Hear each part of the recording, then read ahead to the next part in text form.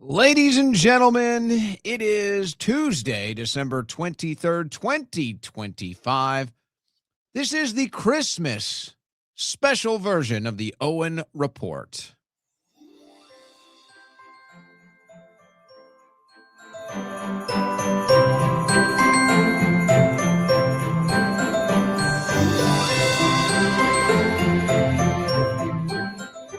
You know, guys, I'm in the Christmas spirit today. I already did a debate earlier today.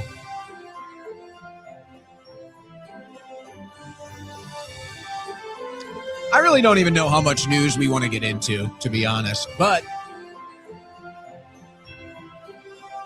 there is certainly no shortage of news. Merry Christmas. The gifts that you're opening today. The Epstein files. Oh my. Oh my. What a nightmare. Right before Christmas. You can barely even believe the timing of it is organic. It's a Christmas special. It's a Christmas miracle. You've got our greatest ally, Israel, right now, just in total takeover of, I don't even know, everywhere. I mean, the Gaza Strip, the North, the South, the East. They're moving into Syria, everywhere. Israel's just going in everywhere. They're settling everywhere. They're kicking Palestinians out of their home. This administration is too busy, too distracted, indifferent, whatever. They're not dealing with that. They don't have the time. And the administration has been predictably silent today. Predictably silent. Except for one statement that Trump just released. He wants you to know that the Trump Center Awards will be broadcast tonight on where else but CBS Paramount. What a joke. The Christmas special, the Epstein files, the Paramount Trump Center special. It's all about Trump this, Trump that. We're going to have Trump vodka. We're going to have Trump hats. We're going to have Trump perfume and Trump cologne and Trump watches and Trump shoes and Trump pharmacy and Trump AI and Trump nuclear. Trump, Trump, Trump, Trump, Trump. The only thing with Trump's name on it more are the new Epstein files. My goodness. So those are the two big stories. I don't know if I can get into the news. This is technically the final Owen Report of the year. Now, we may hop on here and do a live stream. We may do some other broadcasts, but this is technically the last scheduled Owen Report of the year. So we may just keep it loose. I can review a lot of the stuff that we have going on. I've got some news on the desk. But I don't know. In the name of the Christmas spirit, I don't know. I don't know if I'm feeling it, guys. I got to be honest. Kind of just want to hang out, keep it loose, maybe take some calls, maybe have a special visitor in studio later, a special guest in studio later. I will say this, though. I'm a little hesitant as far as how to consume and report on these Epstein files. I kind of want to play this a little conservatively to see how the administration is going to react to all of it, because it is quite wild, you have to say. Folks, remember, our friends have a Christmas special. Our friends over at mypatriotsupply.com/Owen. Take advantage, ladies and gentlemen. Take advantage of this Christmas special happening right now. We're just a few weeks into winter, and you're already hearing stories about brutal cold and huge snowstorms and blizzards. This leads to power outages. Actually, in some parts of the West Coast, you're having floods leading to power outages. Power outages up and down the West Coast as well. Well, when the power goes out, if it is really cold and it is for many Americans right now, do you have a way to keep yourself and your family warm? Do you? Do you have an answer to this question? Winter power outages can be life-threatening. Happened here in Texas just a few years ago. Yeah, in Texas. That's why so many Americans are getting a Vesda off-grid space heater from My Patriot Supply.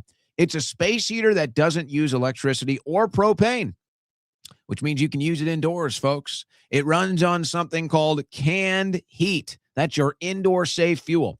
With a Vesda stashed in your closet, you know you can keep warm no matter what. It even doubles as a stove to cook your emergency food, or any food, I suppose, maybe some s'mores this Christmas season. Think about that, though. Indoor safe space heater, doesn't need electricity, doesn't need propane, and can double as a stove. That's as good as it gets. The best part is right now you can get the Vesda and a bunch more preparedness gear as free Christmas gifts when you order the Winter Survival Kit from My Patriot Supply. Just go to mypatriotsupply.com/Owen, and you'll see everything that's included, mypatriotsupply.com/Owen. Or you see the code on the screen. Just scan that code. It'll take you right to their website to learn more, see all the free gifts, and to get your indoor safe space heater, the Vesda space heater. Should be in every house, quite frankly. Should be in every house, especially when you're considering emergency preparedness. Think about our friends at mypatriotsupply.com/Owen.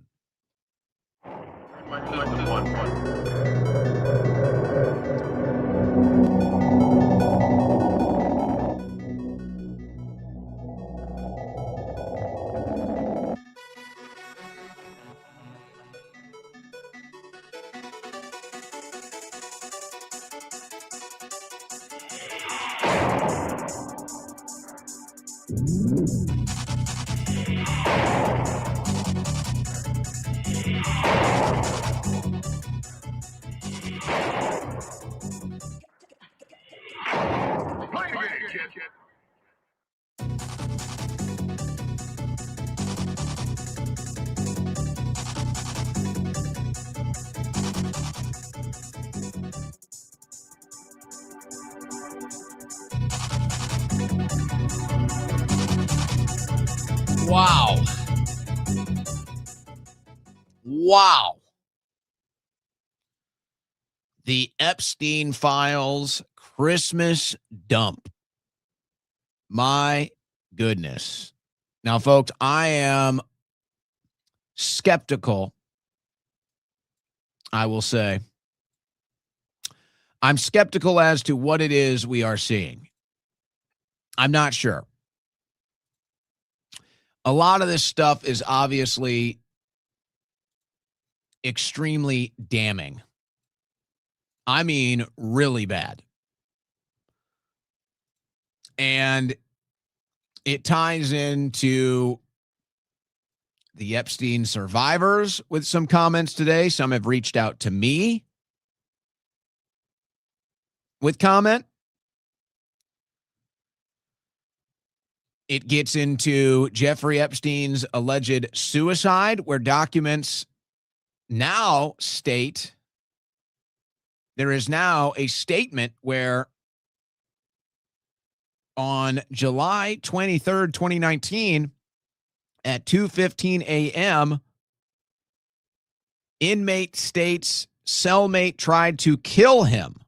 So these are the logs for people that don't understand. I can put this on the screen now. This is basically a log, and it works different in each prison, but they have the checkup routines. So in this cell, when you're on suicide watch, it looks like they have a 15-minute schedule. So they do their 15-minute cell walk. They walk the block, and then they go back and they fill out their paperwork.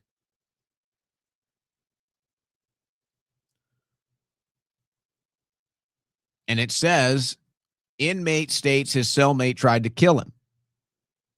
Now, folks, again, there's a lot of stuff that's becoming clear, and it's hard to know what to believe.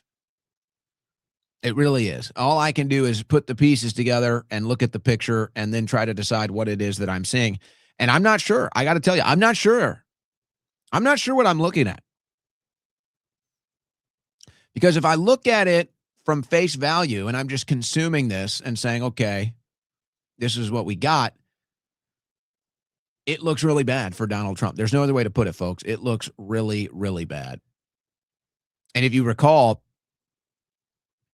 it was Epstein's brother who said he was not suicidal.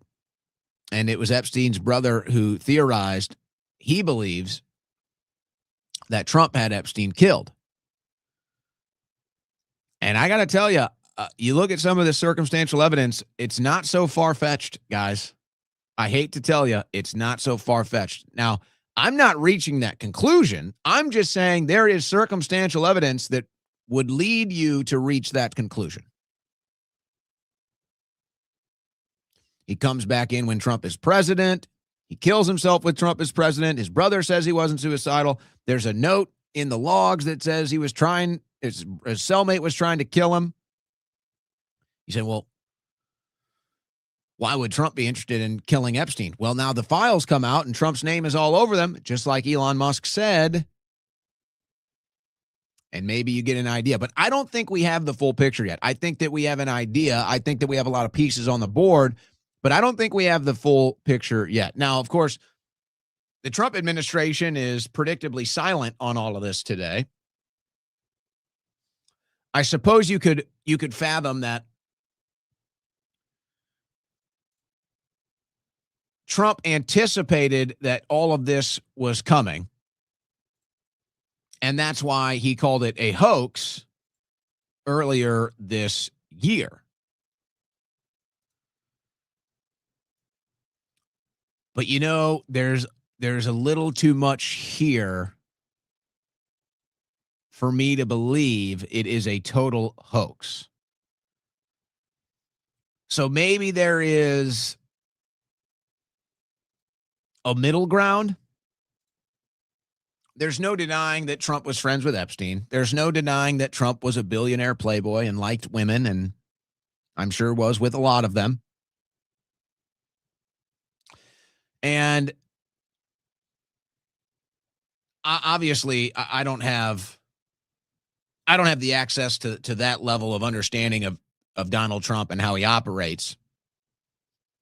But you know, I've rubbed elbows in a few elite circles. Let's say I've been around some rich, powerful people, famous people, men that do very well with women,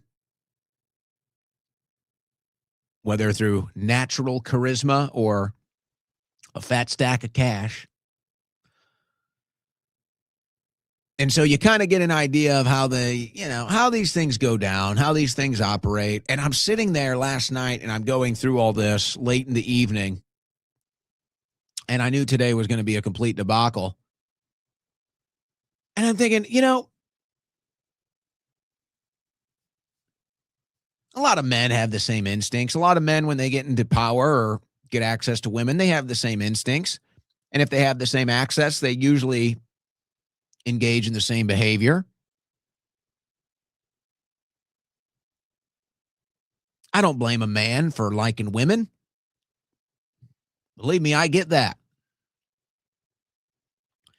But I'm sitting up here and I'm reading all of this in the Epstein files. I'm not sure what to believe.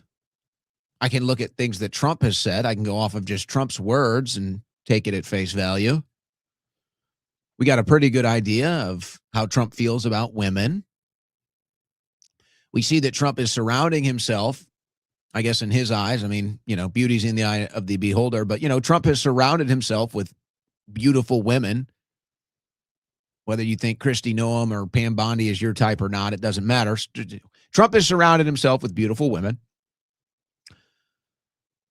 And I'm sitting there and I'm like, I don't know where Melania is right now. I don't know if she's living in the White House. I don't know if she's in New York. Does anybody know that? Does anybody know the answer to that question, by the way? I've got the chat open today. I'm foolish. I'm foolish enough to have the chat open today. But you know, I'm in a Christmas mood. I'm in a holiday spirit today. So I'll be a madman. I'll keep the chat open. Where is Melania? I asked this because I'm just sitting here. I'm looking at all of this and I'm saying, there's no way. I'm sorry. But there's no way that Trump is not getting laid. Do you understand? You get what I'm saying? I'm like, there's just no way. Now, people have their own relationships, and the longer you're together or the more you're apart or the more intricacies of different relationships and stuff, you know, people handle it all differently. People handle it all differently. In fact, I was having a conversation earlier today with a girl who was talking about her friends in an open relationship, and she doesn't get it. And I'm like, well, you just never know what people are going through, what they're into, why they make these decisions. I've never done that, but you know what? I could understand if somebody feels that that's what they got to do, that's what they got to do. So, but, you know, I'm just sitting here, I'm like, there's no way Donald Trump is not getting action. And maybe that's part of the problem. Maybe somebody needs to take care of this guy. Maybe we need Melania to come in for a snuggle session here. Get his mind right. There's some backup. There's some frustration. I'm reading all this. I couldn't help but think it, folks. I couldn't help but think it. Caroline Levitt lips with the boom, boom, boom. Alina Habba. I mean, the list goes on and on. Again, I'm not insinuating anything other than I'm just curious. Is Trump really not getting any action right now? I mean, you see all of this stuff. Maybe, I don't know. He's an old man, 80-year-old. Maybe you just give up. I'm a young guy, 36. I'd like to think at 80 years old, I can still take care of business. Maybe I'm a dreamer. I'm not trying to be gross here, folks. I'm not trying to be gross here, folks. But you're telling me that there aren't women that would play that part in Trump's life gladly? Of course there are. And maybe it doesn't even make a difference. Guys, I'm not trying to be gross here. I'm like, do you understand the implications of what is in these files?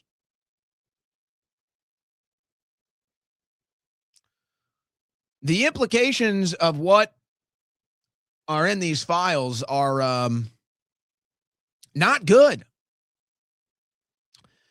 And it kind of builds a character profile of a man that likes to have access whenever he wants it, whenever he needs it. Now, again, I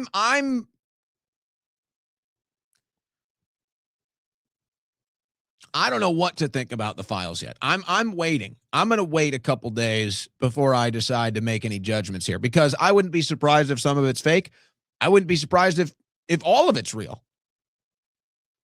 I don't know. But the picture that's being painted here, folks, is, Trump and Epstein were cool.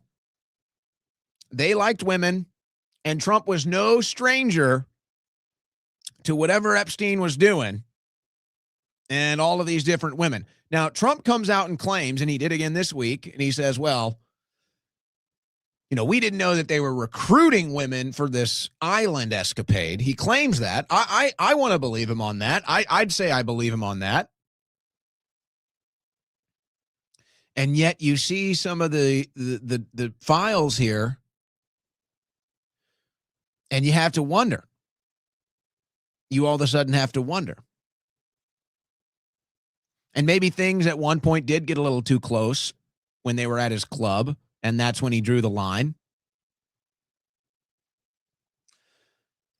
But folks, we're talking about, this is a bad look for Trump. Now, okay, remove the Trump from the equation, remove President Trump from the equation, and just look at it like this.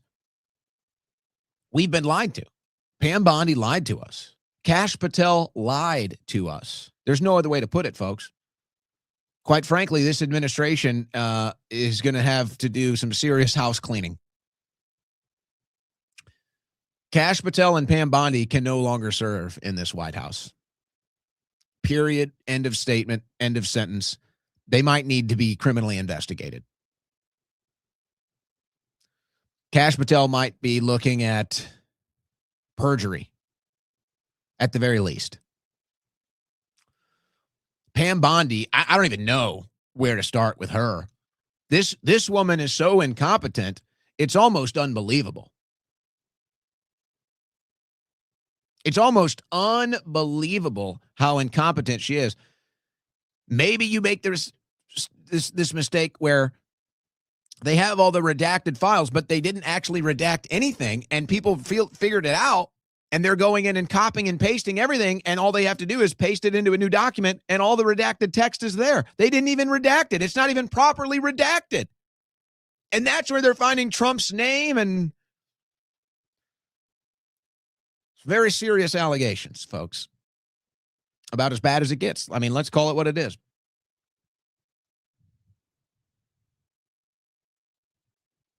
Let's call it what it is. I mean, look at what's on Drudge today. Again, I'm not telling you to reach any of these conclusions. This is what is out there. Okay? Just on Drudge. And these are all confirmed in the files. FBI was notified Jeffrey Epstein was killed because he was ready to name names. He was cooperating with the FBI. Claims that his death was authorized by Donald Trump. Claims of Trump and rape. Many mentions of Trump, not a couple, not subtle. I mean, many mentions, including a lot more flights on the Epstein plane than we were originally led to believe. A quote, and this is where it's like, I don't know, folks. Our president also shares our love of young, nubile girls. Flew on the Lolita Express many more times than we knew. DOJ scrambles to protect president. Well, they've been doing that, and they've obviously failed miserably.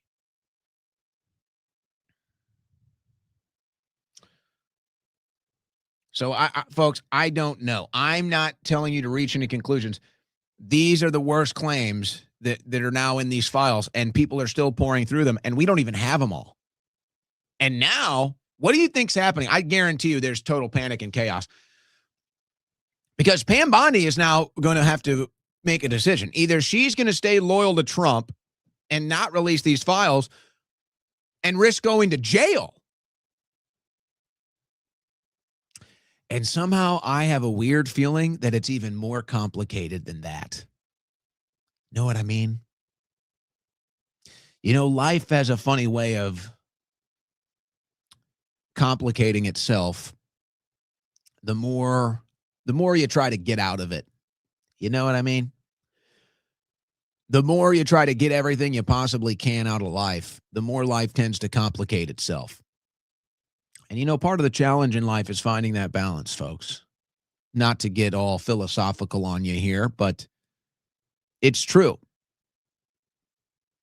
It's true.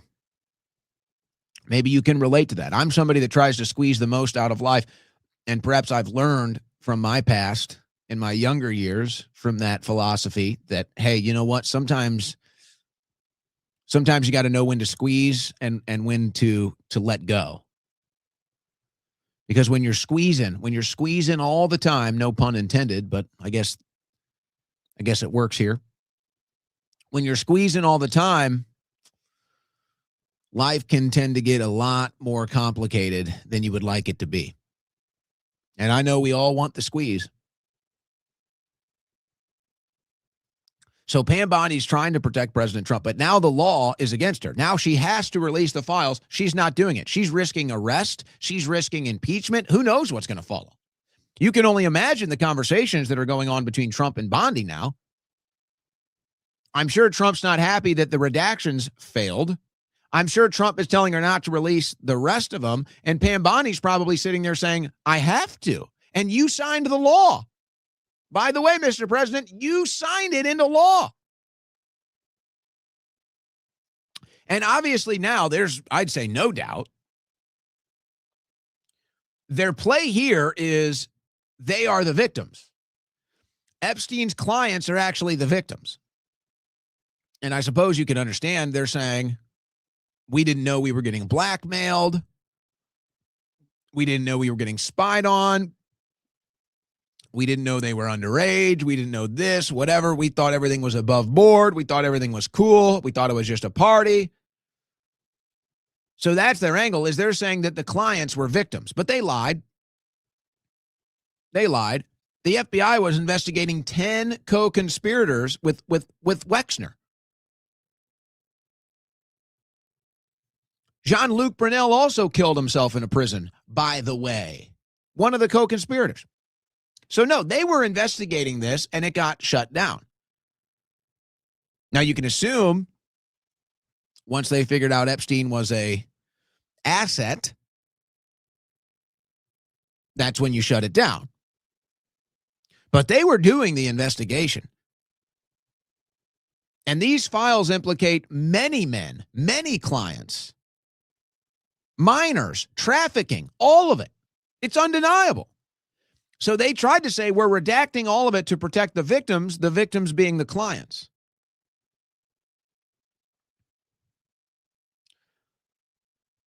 So again, I don't know if this is real or not. I could see some of these being a hoax. Epstein pens letter to Larry Nassar that Trump also loves young, nubile girls. I don't know. That could be a hoax. Could also be real. Rape claims, many more Epstein flights, Mar-a-Lago party for prostitutes, a mysterious subpoena in 2021 relating to the Maxwell investigation. And then all Trump can come out. All Trump can come out and say is it's a distraction. It's a distraction from the success of the Republican Party. Oh, yes. The success of the Republican Party. Please. Please. Now, when Trump is calling this a hoax, does he know for a fact that some of this stuff was fake?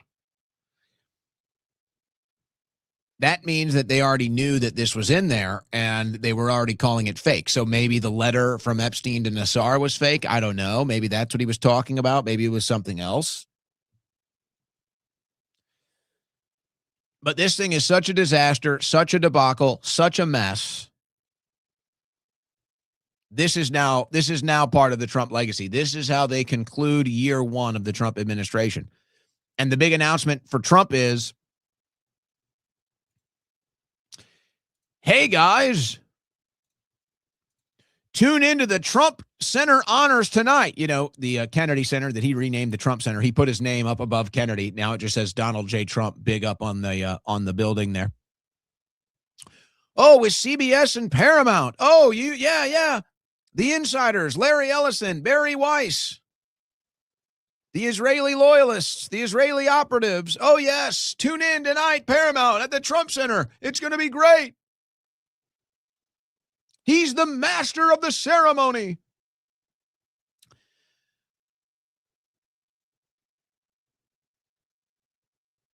This is going to get weird. This is going to get weird. I don't think they're going to be able to smooth over this, folks. Now, you've got some big names supposedly performing tonight. And Trump has a lot of big name, powerful celebrity allies and friends. But folks, this Epstein thing now is such a disaster and such a debacle. People are going to start drawing lines. And they're going to say, I can't associate with this man anymore. This man is now in the Epstein saga. in the Epstein legacy, maybe more than anyone else at this point. There's no denying it. And you'd think, well, there had to be a better way. There had to be a better way for them to handle this. But maybe there really wasn't, folks. Maybe it was this bad from the beginning, and there was no good way to handle this other than to just say it was a hoax. It's a distraction. Don't look at it.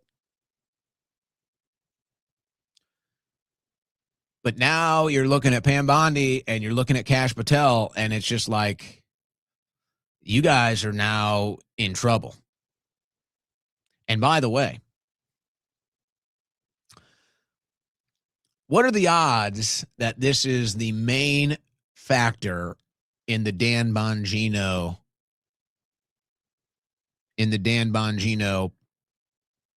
quitting? I would say this is your leader in the clubhouse right here. And I would say it does go back to earlier this year when they all anticipated that eventually this was going to come to the surface. They all knew eventually this would get to the surface. So they tried to do as much damage control before it did. But it's here now. And say whatever you want about Bongino, his name is not in the Epstein files. And say whatever you want about Bongino, I guess other than that awkward TV interview where he said, I've seen the tape, Epstein killed himself, which now we find out it was a fake tape. Did you hear about that one? The DOJ released an AI tape of Epstein's cell. It wasn't even the real one. It was a fake tape. An AI tape of Epstein's cell. Oh, boy. Now you're really convincing me he killed himself. Now you've really convinced me it was suicide when you're releasing an AI video of his cell to convince us that that's what happened. No, I think this goes all the way back. And I think Bongino was at least willing to play ball or be friendly enough to not burn this thing to the ground. But he's also wise enough to say, I don't want anything to do with it. I'm out. This whole administration is about to go down with the Epstein files. I'm out. Not me. And you look at the way Trump handled it. I don't think Trump likes it, folks. And I think Trump is afraid of where it might go.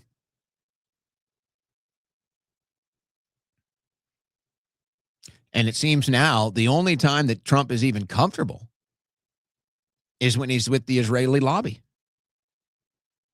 Seems that is the only time now where Trump feels like he's comfortable is when he's surrounded by the Israeli lobbyists.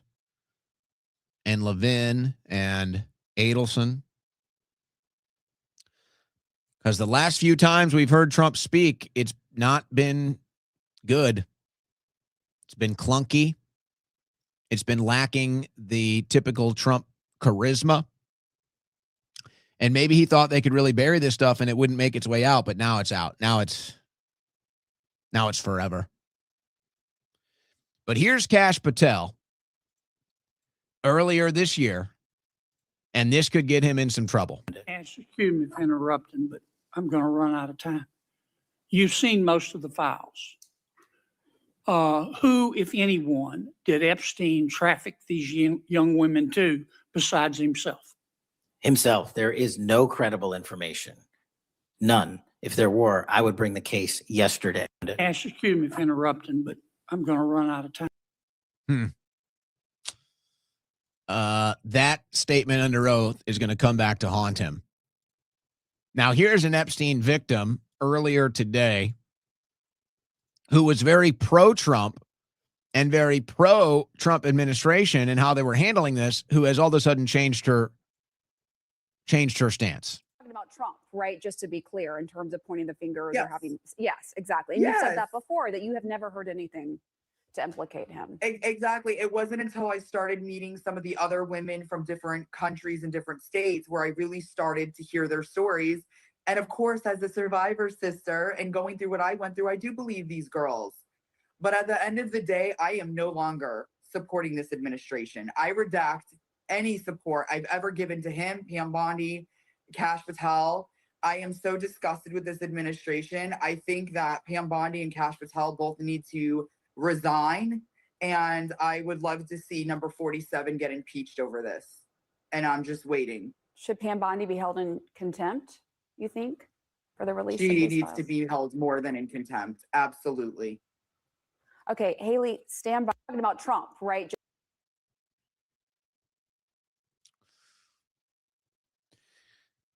I've had Epstein victims reach out to me and say the same thing, more or less. And, you know, I've talked to some of them. I've done the interviews. I don't want to do the interviews at this time. It seems a little shallow, quite frankly. And I just want to wait and see where the dust settles with all of this. But I've had Epstein victims reach out to me and say the same thing. That any support or positive movement they felt like this administration was engaging in, they now totally redact. They now are totally against it. They think this is a disaster. They feel betrayed.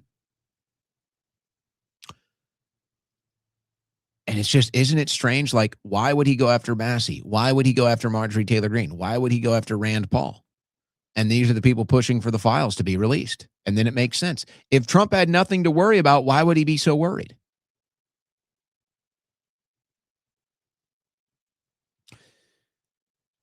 In fact, I wonder if I can find this clip. Because it kind of just got muddied in the water. You couldn't really see it for what it was when Trump said it the other day. But then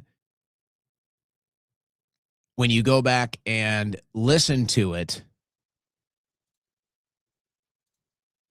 and by the way, there's other emails in these files that talk about how the FBI was covering up this case in 2020, and it looks like that might have been in protection of Donald J. Trump. Interesting email chain shows USAO had major difficulties getting an accurate accounting of the various electronic records the FBI seized from Epstein properties. Quote, the FBI is completely fucking us on this. Where did all the evidence go? Where did it go?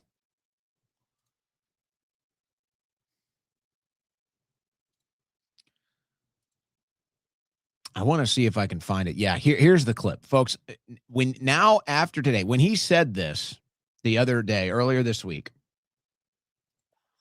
when he said this, it did not hit as heavy as it does today. Now, when you hear this clip from Trump, all of a sudden it hits differently. Listen to this. Thank you, Mr. President. Were you surprised by the number of photos of Bill Clinton in the Epstein files? And can you commit to their full? What? And were you surprised by the number of photos of Bill Clinton in the Epstein files? And can you commit to their full release by the end of the year? Some of the victims were protesting that too many of them were redacted. I know there are a lot of people that are angry about all of the pictures of other people, but I think it's terrible. Look, I like Bill Clinton. I've always gotten along with Bill Clinton. I've been nice to him. He's been nice to me. We've always gotten along. Respect him. I hate to see photos come out of him, but this is what the Democrats, mostly Democrats, and a couple of bad Republicans are asking for us. Bad Republicans for exposing Bill Clinton on the Lolita Express? Exposing the sordid behavior of Bill Clinton when he was president? And now Trump is siding with Bill Clinton as the good guy here? So they give me their photos of me, too. Everybody was friendly with this guy, either friendly or not friendly, but they... Really? Everybody was friendly with this guy? Folks, this is ridiculous. Now I understand he's speaking in generalities. He's talking about the Billionaire Boys Club. That's what he's talking about. He's talking about the Billionaire Boys Club that were above the law, that could run around on the jets with young women or underage women and get away with it. That's who he's talking about here. Everybody was on there. Bongino wasn't on there. I'm not on there. I don't know Jeffrey Epstein. Do you? No, most people don't know Jeffrey Epstein, President Trump. You're talking about the elite class that Epstein was blackmailing. This is not an excuse. And now Clinton is the good guy and Massey is the bad guy. It gets worse. You know, he was around, he was all over Palm Beach and other places. The head of Harvard was his best friend, Larry Summers. And Bill Clinton was a friend of his, but everybody was. I actually threw him out of Mar-a-Lago. And as a person that was in Mar-a-Lago, I threw him out. This is Mar-a-Lago. It's the hottest place I think it's the hottest place in the world, but it's the hottest place in Florida. I mean, folks, look. There's something broke here with Trump. Listen, he can't even stop the self-promotion in the middle of a very serious press conference and a totally separate issue. He's so egotistical and narcissistic right now. His brain is broken, folks. There's something broken with President Trump's brain. I kicked him out of Mar-a-Lago. By the way, Mar-a-Lago's the best. It's the hottest. Look at it. We're here now. The best Mar-a-Lago ever. Best place on the planet. The hottest people. Here we are. So we're talking about a massive sex trafficking operation, blackmail operation, but we're at Mar-a-Lago. Look at how great it is. Folks, there's something wrong here, guys. I'm telling you, this is the indicator. It's not good. And everybody would come here. He'd come here. We actually threw him out. But no, I don't like the pictures of Bill Clinton being shown. I don't like the pictures of other people being shown. I think it's a terrible thing. I think Bill Clinton's a big boy. He can handle it. But you probably have pictures being exposed of other people that innocently met Jeffrey Epstein many years ago. And they're, highly respected bankers and lawyers and others. And they'll end up, because of guys like Massey, who's a real lowlife, whose polls are down to about 9%, by the way. Folks, this is just an outright lie. I'm going to replay this for you so you can see how outrageous this is. Thomas Massey is the lowlife? Tell me, how many times did Thomas Massey ride on the Lolita Express? How many times was Thomas Massey's name in the Epstein files? Folks, I can't believe this. We have watched Donald Trump, our hero. We have watched Donald Trump, the American icon that we elected to save this country, and we've watched him turn into a complete pig. A complete egotistical, narcissistic pig. There's no other way to put it.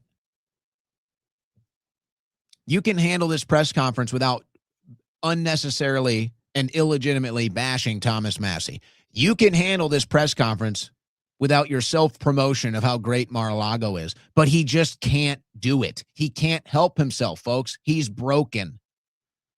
And you remember a couple weeks ago, what did I say? I think this is it. I think this is the walls finally closing in. Remember that?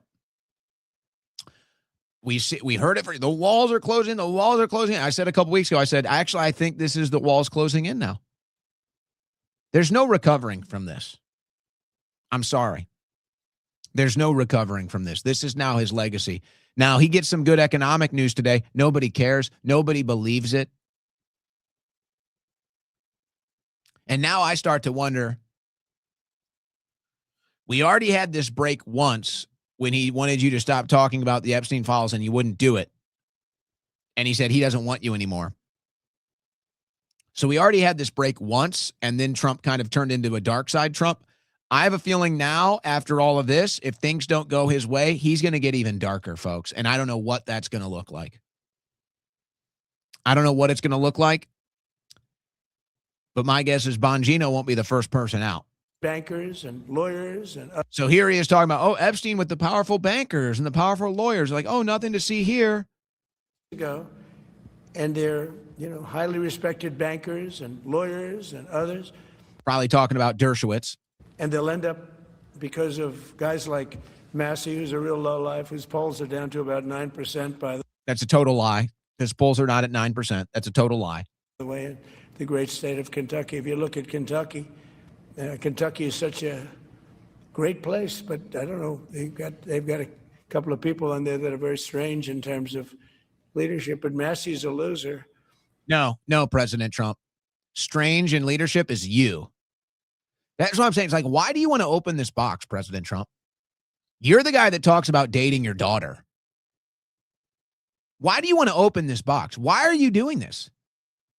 And he likes it, and that he works with the Democrats. He's just being used by the Democrats, because what this whole thing is with Epstein is a way Being used by the Democrats to expose Bill Clinton and survivors of sex trafficking and rape.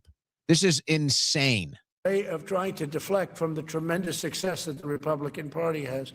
And then he says, we're deflecting from the success of the Republican Party. What success? Everybody knows the midterms are about to get tanked, Donald. Your own speaker just said it this weekend that the midterms are going to be a bloodbath. What are we doing, guys? This is crazy. This is crazy. And, you know, here's what happens with powerful men like this. When they get desperate, they turn to friends and allies and they completely burn everybody else to the ground. And I'm afraid that's where this is going. I'm afraid that's where this is going, and Trump's going to go scorched earth and just do whatever.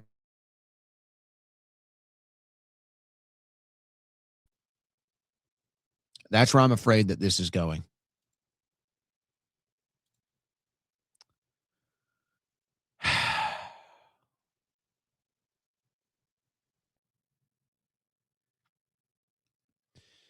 If this wasn't such a big deal, then I don't know why Trump would be so worried. It's simple as that. But he's been worried all year. He was worried all summer. He seems pretty shocked, pretty shook about it today, yesterday. There's no putting this cat back in the bag. There's no closing this Pandora's box, folks. And since the very beginning, when he called it a hoax, it's been nothing but a PR disaster. And he gets no help from Kash Patel, who's running around, hanging out with his girlfriend. He gets no help from Pam Bondi, spends all of her time doing makeup and hair for Fox News, can't even properly redact documents.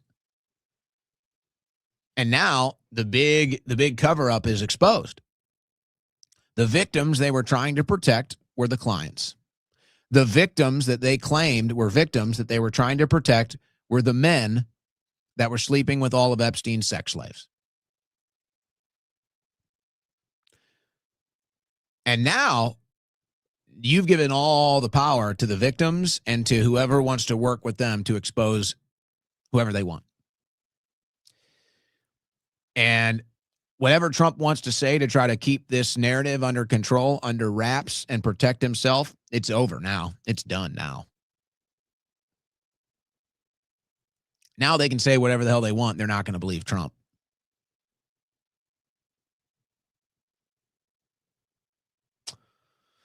And the people who might have had his back and the people who might have supported him had they handled this correctly and treated his true loyal base and supporters with a little more dignity and respect throughout this process, then maybe there could be a kind of wall of protection to try to sort all this out before it gets nasty. But that wall's gone. I'm not interested. I'm not interested. He can go, maybe they can call Nicki Minaj. Maybe she can help.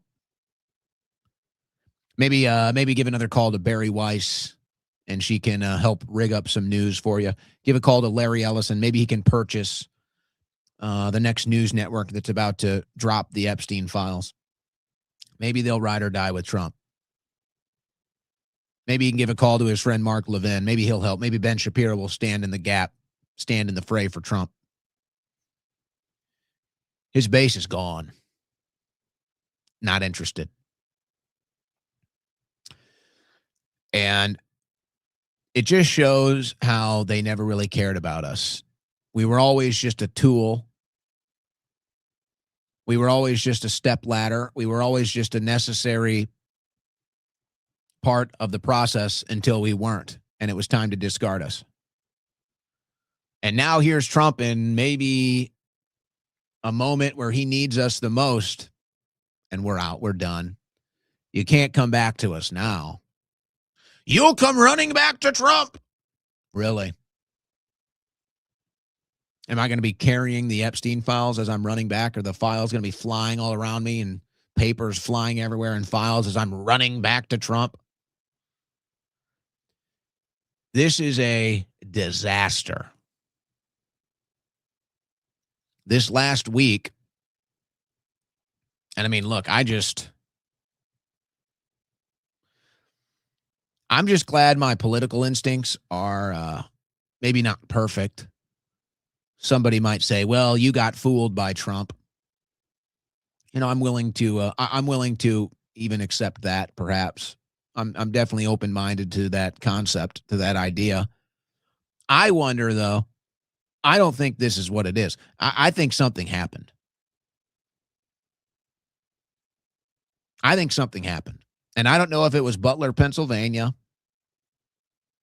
or I don't know if it was Netanyahu's first visit to D.C., or I don't know if it was all of his billionaire friends getting in there and laying out the plan for their new world order and how to make kingmakers out of Trump's family. I don't know. Maybe it's a combination of all of it. But somewhere in that process, he left us out. Somewhere in that process, he cut us out. Somewhere in that process, Trump decided he's a different man now. Now, maybe that's me making excuses because I don't want to think I was fooled for 10 years, but I have to look at the results.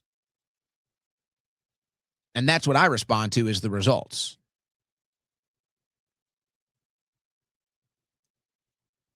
So who's going to fight for Trump now? Who's going to stand in the fray for Trump now? How many people are going to go out and vote Democrat in the midterms just to spite Trump again? Now it's going to be people on the right.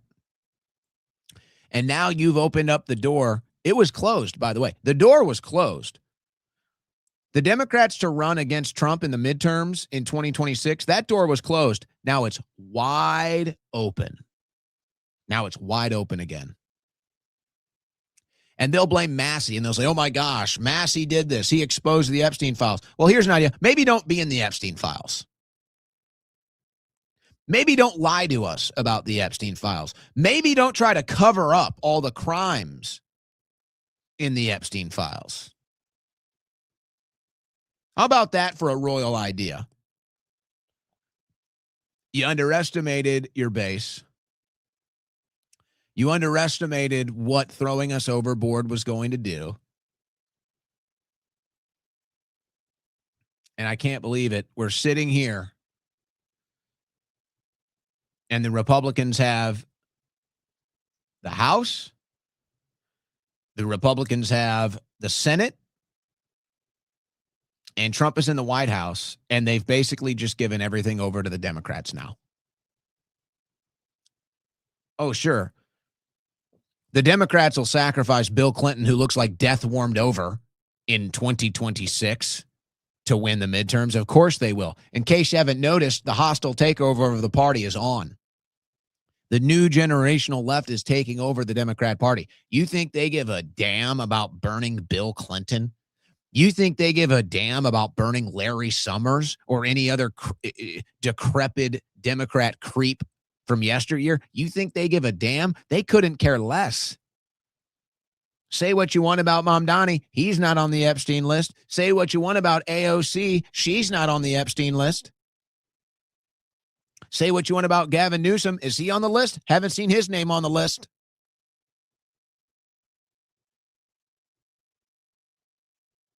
I don't think I have ever seen a bigger you blew it ever in politics than the year 2025 for the Republican Party. I don't think I've ever seen a bigger you blew it. And maybe it was an unwinnable situation with the Epstein files hanging over their head. But I'd like to think there was a way out. I'd like to think there was some other way that they could have gotten out of this or handled this without this complete and utter disaster. But that's where we are now.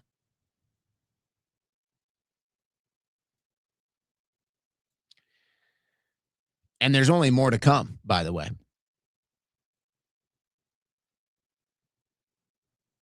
There's only more to come. And Trump's about to cut himself a check, by the way, for the DOJ investigating him. He's going to say, I'm owed money. Folks, this thing is getting so bad. His son's startup company is getting no bid contracts.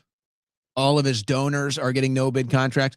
They're giving the donor class the entire cooperating world, ladies and gentlemen, to run it with AI. They will be the kingmakers with energy, AI, quantum computing, data centers.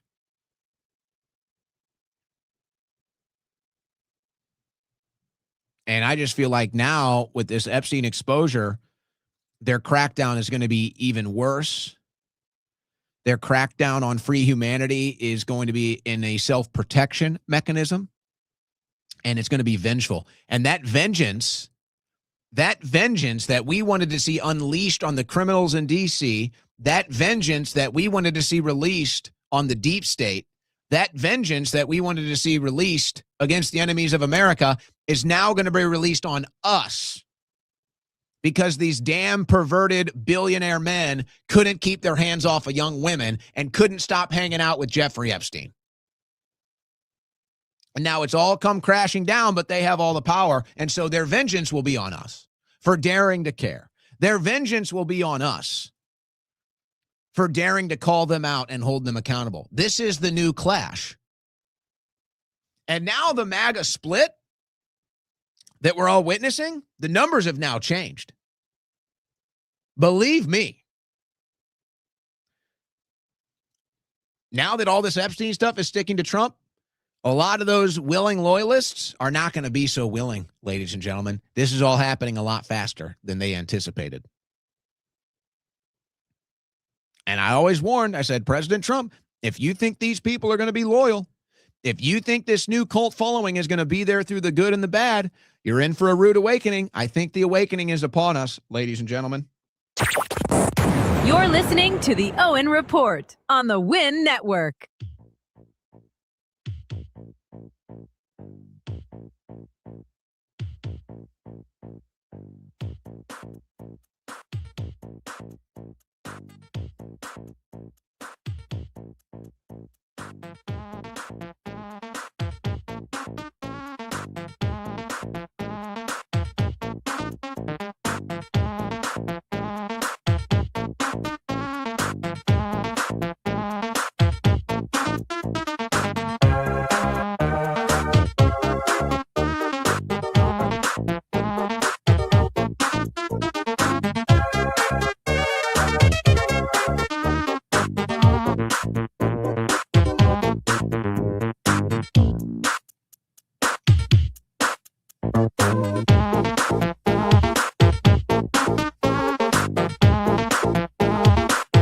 Navigating between the sane and insane, it's the Owen Report with Owen Schroyer.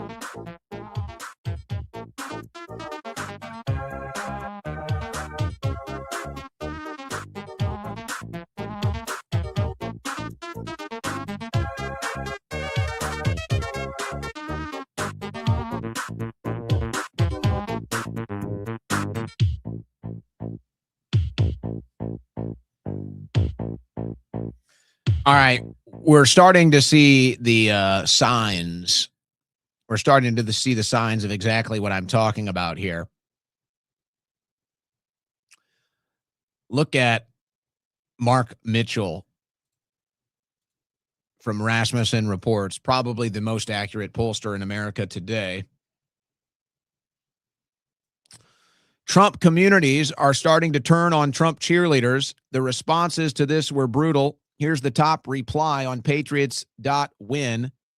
Getting real tired of endless exposure of things we already know and nothing happened to fix and reverse it. Bingo.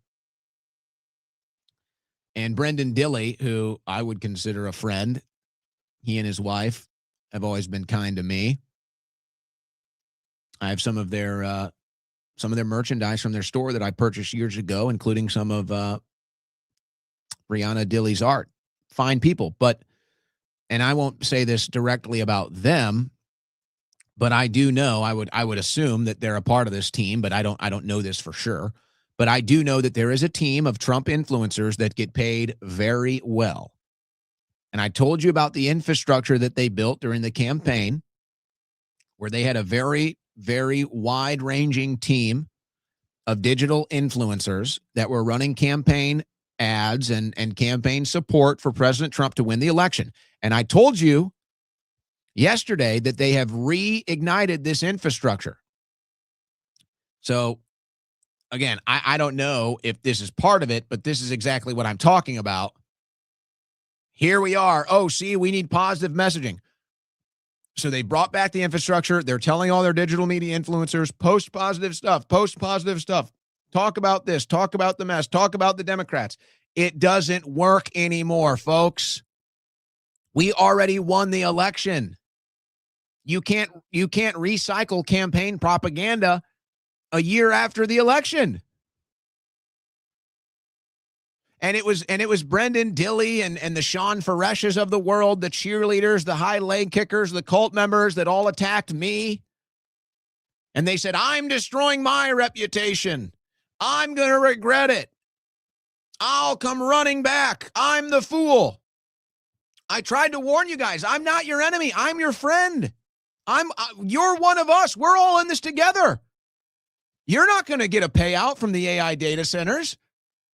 You're not going to get a foot on the ground for Trump Energy and Trump AI and everything else. The money that they pay you is nothing. These people are worth trillions. They are using you. And it's just like they always attack the messenger. They always attack the person that's trying to help them, just like Trump. They're all behaving just like Trump.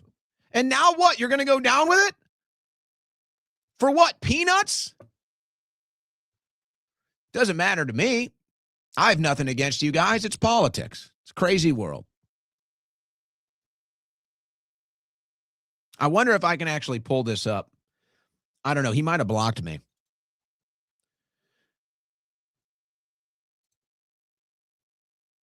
I wonder if I can actually pull that up and read some of these comments.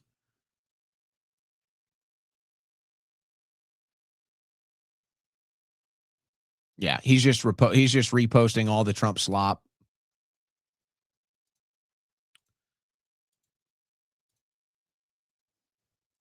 Reposting the Trump Center, reposting the Trump War Room.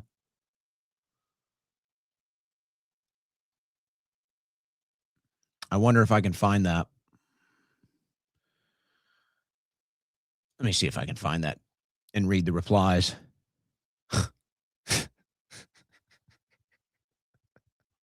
I mean, look at this. I'm sorry. It's just hilarious, man. But I get it. These people built their personality. They built their profit center. They built their persona. They built their online empire, their digital media empire. They built it all off of Trump. So they really have no other choice. Here's the one. Let's look at some of these replies. And this is Brendan Dilley. Very popular in MAGA world. I mean, look, he even tells you, like, folks, I don't make stuff up here, guys. Have you figured that out by now? I call it like it is. You're tuning into this. You're getting the truth. And you know, maybe to add a little context so people understand, they'll say, oh, and well, why didn't you comment on this? Or why didn't you comment on that? Or what about this? Folks, I do commentary on what I know and what I understand and what I can confidently present to you. That's what I do here. I try to bat 1,000. So yeah, sometimes we take a pitch in the dirt. Sometimes we take a pitch on the outside corner. Sometimes we wait until we see the strike down the plate or in the zone that we want. I told you, this is all, they've reignited the 2024 campaign infrastructure. Look, right there. I'm telling you, folks, I know this. Let's see the comments. The election fraud has been worse than you know. No arrests. The welfare fraud has been worse than you know. No arrests. The illegal immigrant invasion has been worse than you know. No arrests. The market manipulation has been worse than you know. Oh, yeah, we know that. Oh, I'll be telling you something about that next year. The whole corrupt system is getting exposed. Now, I did say that too. I said yesterday that Trump, either intentionally or not, the whole system is exposed. I mean, everything has been exposed now. But now it feels like Trump is getting exposed with it. The comments, when does anyone go to jail? Every era has a moment where trust collapses and people start demanding clarity instead of slogans. Arrests over exposure. For the love of God, just arrest somebody. What is being done about it? This is the split, folks. This is the split I've been telling you about. I told you it would happen over Christmas break, and now here we are. So the Trump loyalists, the MAGA cultists, the cheerleaders, the pom-pom wavers, the people that do it for access, the people that do it for money, the people that do it for clout, they're obviously going to stick around. They have no other choice. The rest of us are gone. The rest of us are gone. And we're not going back. And they want to play this game like if we get deep state arrests or fix the country, like somehow that's us losing. That's what we want. That's why we're pissed, because it's not happening. Oh, yes, please prove me wrong. Arrest the deep state. Please prove me wrong. Fix the economy. Prove me wrong. Stop all the foreign aid. Stop all the foreign wars. Prove me wrong. I'm begging for it. I'll smash an egg on my face when that happens. I'll find a crow and chomp it down. That'd be the greatest thing in the world for us to do that. It's just not happening.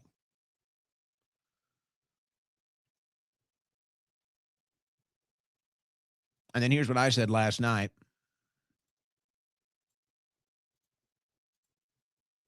Because they're going to try to pin this on you and say, you're the reason why we lost the midterms because you're not supporting Trump and the Republicans no matter what. Said, oh no, the Republicans will lose the midterms, so they won't be able to do nothing. So you want the Democrats to win? You mean the criminals that the Republicans still haven't arrested? Well, they said the first arrest will shock the world. Maybe the first arrest is Trump. That'd shock the world, all right.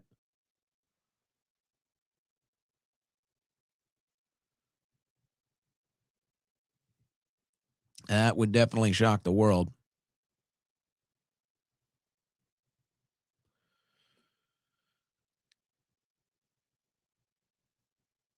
Do I even want to get into this news? I got a bunch of news. Do I even want to get into it is the question, or do I just want to take calls?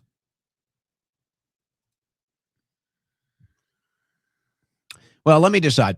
Let me make up my mind while I do this.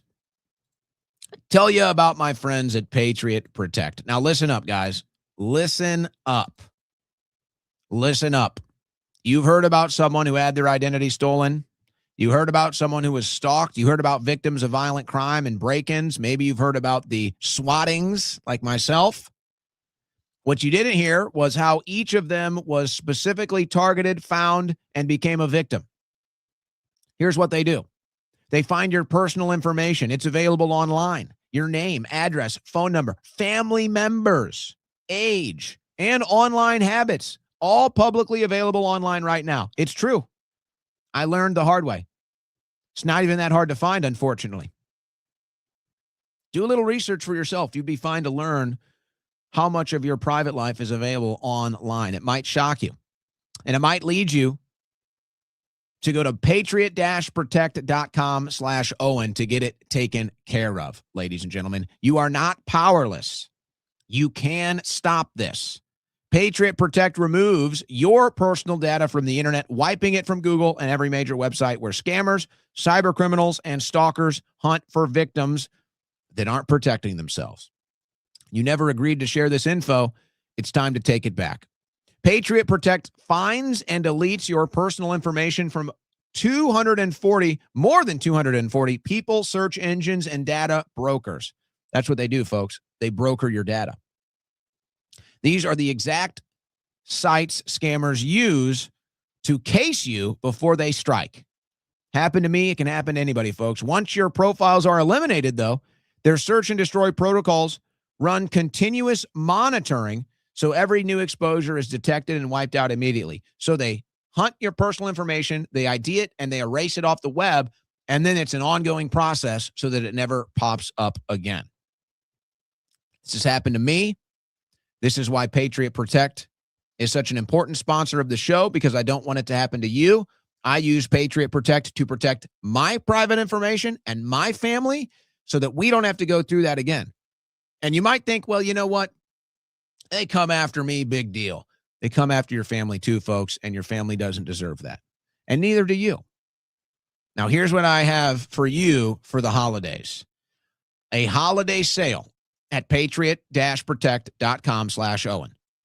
They are running a holiday deal through New Year's Eve at their lowest price ever. Listen to me. You want this service? Hear me out. The day will come. It's inevitable. The day will come when somebody gets your private information and uses it to harm you. Don't let that day come. Go to patriot-protect.com/Owen. Coupon code Owen, 50% off for life. Are you listening to me? This is the only time you're going to hear it, folks. This is it. One-time offer to New Year's. This is it. 50% off for life, ladies and gentlemen.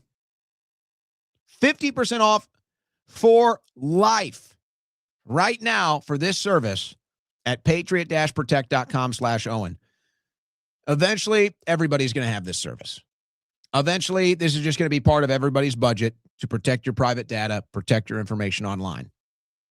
As soon as the scammers and the hackers and the criminals out there realize how easy it is to get this stuff, it's going to become a bigger criminal enterprise, a bigger criminal racket. People are going to react accordingly. Get in now. Patriot-protect.com/Owen. Promo code Owen for 50% off all plans. One-time offer, good until the end of the year. Are you hearing me? 50% off. Can I say it louder? I could, but I won't. 50% off. I'll say it one more time. 50% off for life. All plans at patriot-protect.com/Owen. Make sure you use coupon code Owen at checkout. Thanks to our friends at Patriot Protect. All right, let me just.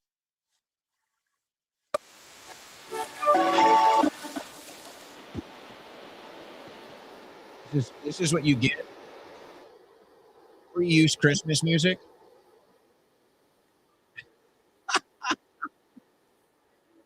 Eh.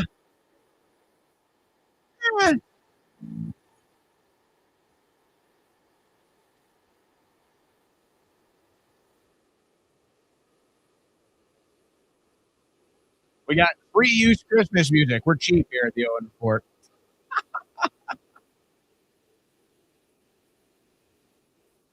All right. I needed something to kind of,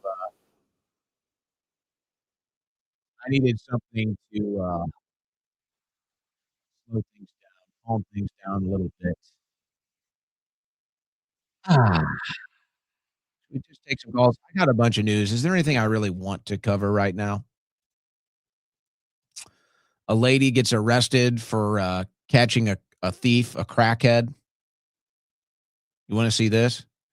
A woman and her father leaving a gas station. Crackhead steals their phone and takes off. The woman chases after him, and she gets arrested. The men actually might want to see this. You guys might be interested. You need a damsel in distress. Here she is for you guys. There's your damsel in distress right there. You can find her at a facility, a prison near you. Flight attendant, a 25-year-old flight attendant stabbed to death with scissors at 5-star hotel by ex because he thought she was working as an escort. Oh, boy. You know what? This is for the young men out there. You know, I've actually thought about doing a self-help show. Would you guys call in for a self-help show? what would we call a self-help show here? Listen to me, young men, and I guess old men too. I think this was an older guy. Yeah, Albert Morgan was 41 years old. Stabs a 25-year-old because he thought that she was working as an escort. Well, folks, even if she was working as an escort, still shouldn't be stabbing her. And this is going to come off a little cold, but I'm right. Here's the deal, guys. Listen. I know that we're kind of sold this Hollywood propaganda about a Prince Charming and you need to be warm and loving and cuddly all the time and listen to the woman and cater to her needs and all this other stuff. Listen, guys, young guys, old guys, listen. We love women. We will always love women and appreciate women, and we can respect women. But listen to me when I give you this advice. Never, ever get jealous because of a woman. Never. Never let it happen. And maybe there's different psychological routes and different paths men might take to avoid envy and jealousy over a woman, to the point where you get so occupied, or you get so, what's the word I'm looking for? I can't think of the word. Not ownership, not dominance. What is the word I'm looking for here, guys? My self-help segment is failing here. If you think that a woman is not being loyal to you, or you think that a woman is showing signs or characteristics unbecoming of what you desire in your woman, let it go. Just let it go. Do not care. Do not get angry. Do not get mad. Do not get emotional. Just let it go. I see these stories all the time, and this is an extreme example. Possessive is the word I was looking for. Never get possessive of a woman like that. Never. There might be times where you feel you need to take control of a situation, but I'm telling you guys, never get jealous. Never get mad. Never. And if you want to approach it like this in kind of a cold, callous way, but it's true, there's plenty of other women out there. It ain't worth it. And if she was worth it, then you wouldn't be in that situation to begin with. Never, ever let a woman make you emotional. Ever. Never, not even once, guys. That's for high school boys. That is for high school boys. Men, never let a woman make you emotional. Not even once. Not even once. Let it go. It ain't worth it. And if it was, she wouldn't make you that emotional to begin with. Not in that way. Let's see. Oh, a bus driver is in trouble. Listen to this. This is a crazy story. Yeah, I know. Epstein files to self-help for men. Who knows what's happening on the Owen Report today? It's Christmas. I do care. Listen to this story about a bus driver who's now facing fines because she tried to keep her bus safe. Listen to this. I do care. I care about a lot. Caring is exactly what Diane Crawford says led her to serve the Juniata County School District and subcontract with Roar Bus. I don't know what else to do. I get Medicare and Medicaid now and SNAP. I had to go on antidepressants because of this. Crawford says her contract with Roar Bus came to a halt February 1st after she put up this sign which read, "Out of respect to English-only students, there will be no speaking Spanish on this bus."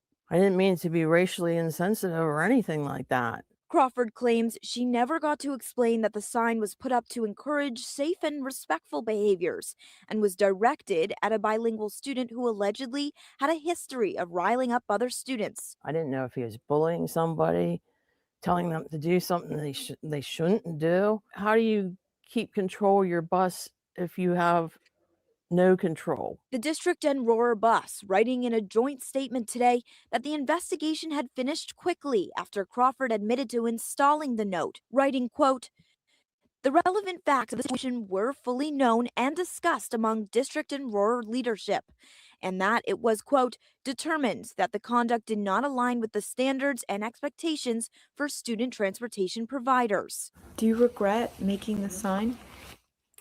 Maybe I should have worded it different. Maybe I should have said bullying has no bullying in any language, but I didn't mean it to be anything but to correct him. I dedicated everything I had to driving bus.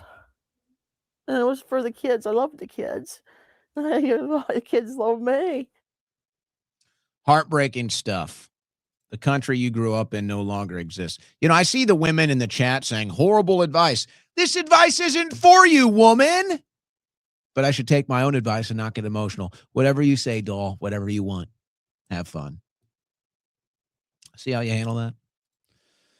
Did you hear about, not only did Barry Weiss pull the Trump 60-minute special, they're now censoring it on TikTok, which is, of course, owned by Larry Ellison and Paramount and CBS, Barry Weiss's boss. Full spectrum censorship.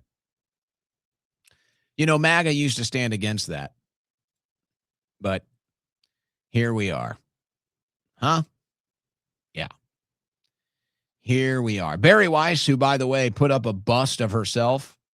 You know what? I'm going to do a deep tease on this because I may actually do something with this. But Barry Weiss dedicated a bust of herself to a college. She dedicated it herself. Very narcissistic, this one. She also tried to get a college professor fired. Barry Weiss's past is quite strange, but very stereotypical for somebody like her. She does not seem like a pleasant person at all. But she made a bust of herself, and people are laughing because, you can see here, Barry Weiss has at least 4 chins, and the bust makes her look like a skinny young woman, and really she's fat. I'm sorry. Maybe I shouldn't be so mean. It's Christmas after all. I apologize. I'll take my coal. But she's tried to get professors fired. She's spiking stories. This woman is, boy, oh boy. Oh, Trump administration to start seizing pay of defaulted student loan borrowers next month. Nice. Oh, that'll be great for the midterms. That's how great the economy is doing. The Trump administration will start garnishing the wages of student loan borrowers in default in early January. Nice. So the people that literally can't even afford a grocery bill, can barely afford an energy bill, a car payment. Now the Trump administration is going to come garnish your wages. You're going to be homeless. That'll be great for the midterms. Way to go, guys. Smart move. Whose idea was that? This one will go over well, too. Trump is now denying our state critical disaster relief for political retribution because Governor Polis won't bend the knee and transfer Tina Peters. You know, if there was a fight to take, I would probably take this one. I would back this one. It's a sad circumstance, but you know what? Trump fighting for Tina Peters, I'll accept. This funding is critical to help us recover from wildfires and floods. It's truly unimaginable that our president weaponizes every opportunity he has for his own personal agenda. No, that's what you did to Tina Peters. I'm glad, actually, Trump is doing this fight. Screw you, free Tina Peters. And if you have to rely on the federal government to fix your own city, then that's your problem. I actually stand with President Trump on this fight. Good for President Trump standing up for Tina Peters. Why don't you just release the 80-year-old grandma? Why don't you just release the 80-year-old grandma from jail? The Gold Star grandma that you guys are holding as a political prisoner. Why don't you just release her and you'll get the funds? You guys are the sick freaks for what you did to Tina Peters. I support that stand from Donald Trump. Good for him. It's about time he fought for the people that fought for him. Apparently, a man was trying to organize a 9/11 style attack in Atlanta. Did you guys hear about that one? They claim an extremist group was trying to plan a 9/11 style attack on Atlanta, but the individuals have now been sentenced to 2 life terms, so that didn't work. Did you hear about this fog? Did anybody see this fog in California? Somebody apparently collected a sample of this fog. It looks like an oil slick. California resident has been collecting samples of the fog taking place because he says it's very abnormal. As you can see, the fog collected is oily, bubbly, and slimy. I've never in my life seen fog turn into a consistency of snot or oil. He's taking it in for testing.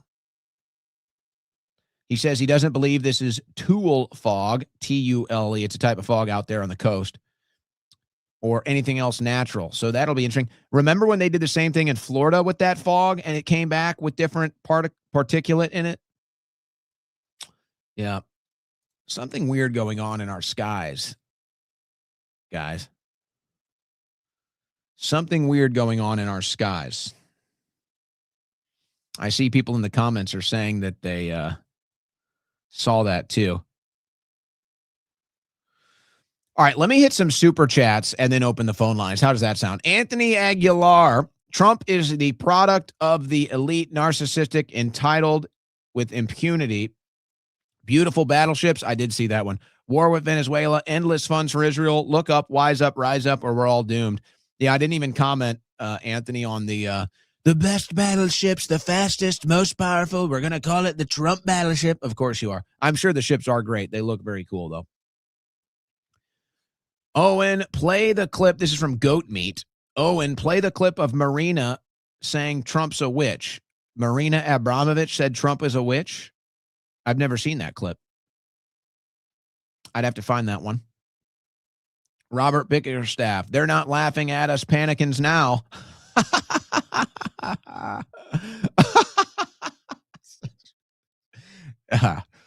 Nice.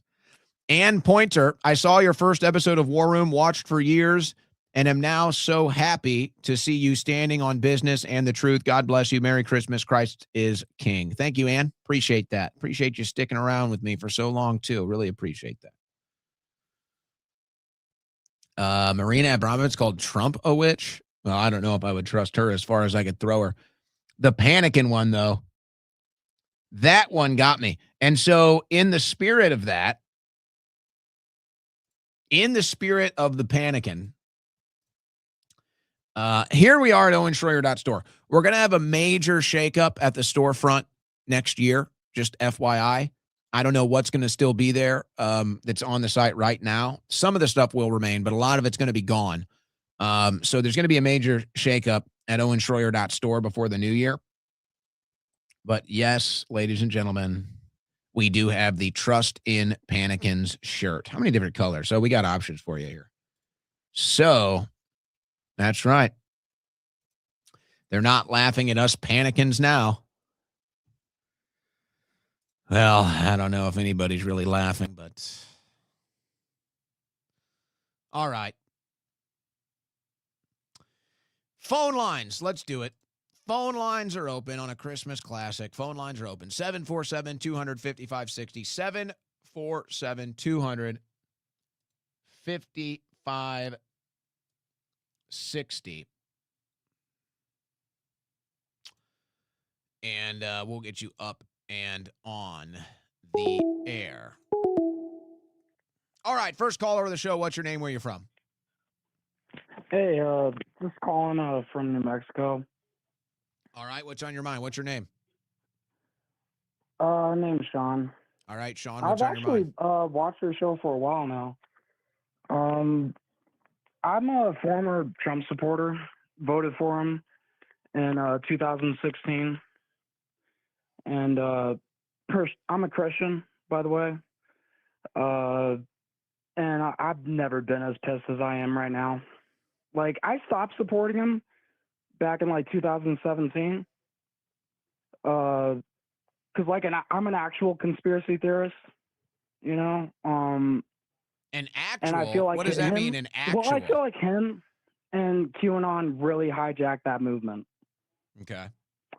And yeah, well, definitely with Trump. You know, QAnon is kind of faded away. But the Trump, yeah. Trump was what the conspiracy theorists thought was going to be their president, and it turned out to be what the conspiracy theorists thought that they were fighting against as president. oh yeah, totally. But I mean, a lot of these issues with him being a sellout, and like I remember back in like 2018, I think he was defending Nancy Pelosi against AOC. He's like, oh, AOC's showing like no respect to Nancy Pelosi, and she's earned our respect. Like, what the fuck do you mean? Isn't she on the other side? You know, and we're seeing it right now again with Clinton, where he's like, oh yeah, I got a lot of respect for that guy that I called a fucking rapist on stage in that debate against Hillary. Like, oh, okay. So now you respect him, so now I'm supposed to. No, I'm going to keep the same energy. Like, we have routinely seen this guy be a piece of shit and sell us out. And, oh my God, when he handed the key to the White House to Netanyahu back in, like, I think 2019, couldn't believe it. I was like, this is what's happening, and we're complaining about Russiagate? What the fuck? I've never seen him dick ride Putin like that.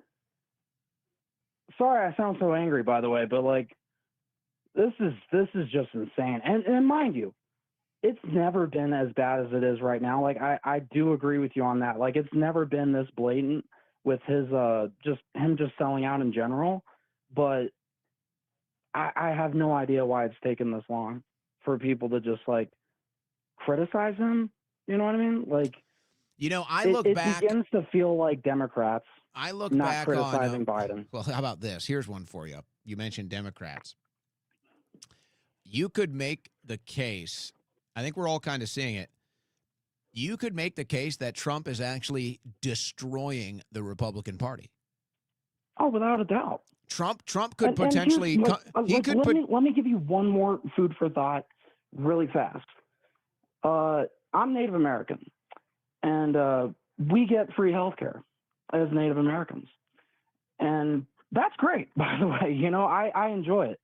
But my issue is that I tell people, other Americans in this country, I want you to have the same freedoms as me. I want you to have free health care. And it's not communist to have that. But somehow we have been lied to a lot in this country to where people are like, fuck no, I don't want your free health care. I can't have that. Fuck that. I'd rather you have it instead of me as a white person. And it's like, dude, literally telling you to have more. I want you to have more. These fucking assholes don't. Well, we could all have more. Trump earlier, he said like, oh yeah, Biden's a fucking communist. That's why he's a radical leftist. And it's like, really? I thought he was a corporate sellout, but okay, we'll go with that. And then when he was asked like, why won't you support Mandani? Oh, well, because he's a communist. He's not like, you know, Eric Adams or Cuomo. Those guys aren't communists. And I was like, really? I would put those guys in the same category as Biden, the guy that you called a communist earlier. Well, we could all have more. And I think that that's the frustration here. We could all have more. Everything could be less expensive. We don't have to pay 30% in taxes so that we can send Ukraine hundreds of billions of dollars and Israel hundreds of billions of dollars and Argentina and Taiwan and everything else. We could have more. All of that could be invested in American infrastructure, American healthcare. We could all have more. That's the big realization. Now, as far as Trump, you know, I look back at 2020 and you talk about how you were kind of souring in 2017 and kind of going through it then. You got sick of Trump in the first administration. You know, I remember 2020 and getting really upset with Trump because of what he did with COVID. But then it kind of became such a locally focused issue that it was like, all right, now we're addressing Fauci on the national scale. And then we're kind of dealing with our local governments that are trying to put us in masks or shut our shops down, whatever. So we kind of like lost translation that Trump was running the whole thing and allowed the whole thing to happen, even though we we did properly have that frustration. I remember it now, but I remember thinking, okay, Trump did win the election. He deserves the second term that he won, and nobody really emerged as a real candidate in the process to beat Donald Trump. So it was just kind of like, all right, he's in there.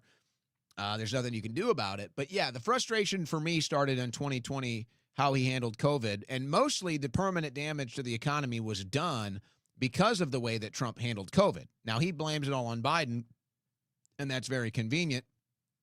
But really that happened in 2020 under Trump. But I don't know. I look at this and I say, Trump is now on pace to destroy the Republican Party. Oh, the Republican success. What world are you living in, bro? Let's see what happens in the midterms. But it looks like the Republican Party could be destroyed because of Donald Trump. But don't worry, he'll just call it the Trump Party, and that'll be all he needs to do. He'll sell a sweatshirt or something. Next caller, what's your name, where you're from? Hey, Owen, my name's Joel. I'm from Ann Arbor, Michigan. Hey, Joel, can you get off a speaker for me? We got a lot of buzz in the background. Yeah, give me one. How's this? That's much better. Thank you. Go ahead. Awesome. So I've been working in government for about a decade now. 34. So I started when I was pretty young, and I work for a contractor. The first half was for the Air Force. The second half for 5 years now. I've been working for a contractor. So I've been in it. I've been seeing what's going on, or I guess just hearing what's going on. And I definitely think it would have been worse with Kamala. I do. And I think I'm still saying that even with everything we're seeing now. Well, I guess that all depends on what you mean by worse. But no. Here's the thing. Look, there. it's an interesting conversation, but it really is irrelevant because we have Trump, so it doesn't matter. Fair enough. So, all right. So then, do you really think this is going to hurt the Republican Party? I think if things were to turn around, if Trump was to give some of the boomer Republicans something they wanted, let's say whatever it is, you name it, I think they'll forget about it. And every boomer that I come in contact with is still glued to their TV and whatever Fox News or CNN, whatever flavor they're into, they're gonna forget about whatever they hear on X or whatever their kids are telling them. I think it's until we have a new until more of our generation is in charge. I think we're gonna see this machine slowly grinding downward. I agree. And actually, what I think might be happening, and I always said that Trump was the boomers' last gasp, but it looks like it's much worse than that. It looks like it's the boomer political class last gasp, and it looks like they're just going to go for broke. So all of these plans that have failed over the years, whatever their plans in the Middle East, whatever their plans on the world scale, centralizing power, global government, all this stuff, all of these plans where they've failed, it looks like they're going all the way. It looks like they're going for broke on all of these plans, and Trump is going to usher them in, and they really don't care what damage is done in the process. The elites, like the Trump family or the Ellison family, whatever, they have billions of dollars. So they don't give a damn what happens with the future of Americans. They'll be well taken care of. They got all the money in the world. They can live wherever the hell they want. For the rest of us, we're the ones that are going to be left with the scraps. We're going to be the ones that are going to be left with the scraps in this new world order that they're building, that Trump is forcing on us. But I think the realization that hasn't hit the political world on the right yet, I think the left has figured it out. Trying to cater political messaging or political results to the boomers is no longer a winning formula. It doesn't work anymore. Yeah. They're no longer the majority of voters. So, our generation hasn't really had its time yet, but eventually they're going to realize that generation is not how you win or lose elections now. You're going to have to start catering your messages and your results to millennials, Gen Xers, and beyond. And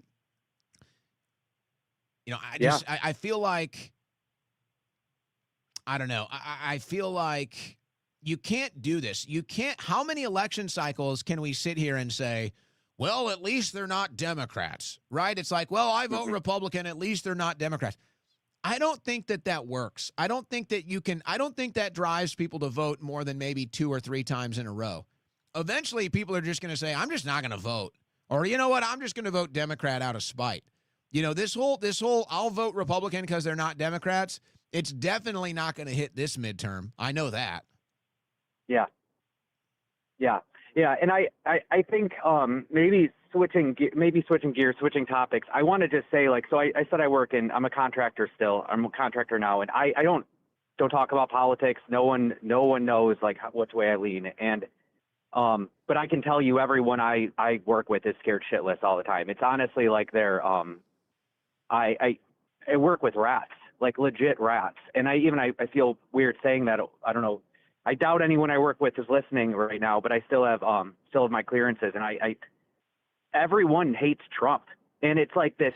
Everyone has this level of Trump derangement syndrome, and they don't even know it.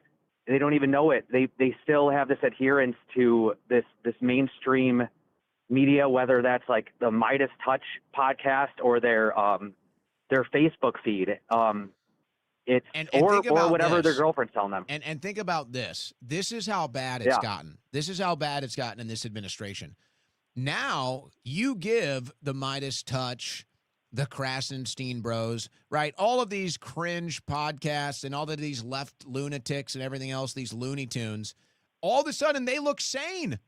All of a sudden they look more sane and more centered than MAGA. MAGA looks like the crazy freaks now.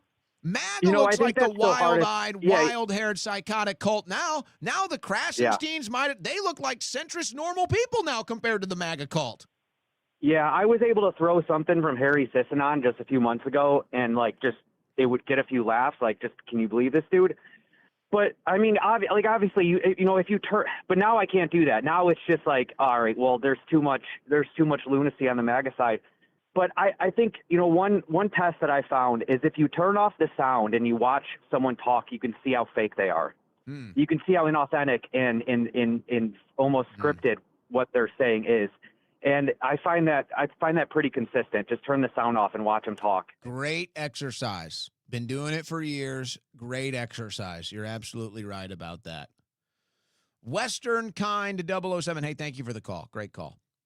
Western Kind 007. We must protect white children from white erasure. Well, there is a white Holocaust. There is a white genocide happening right now.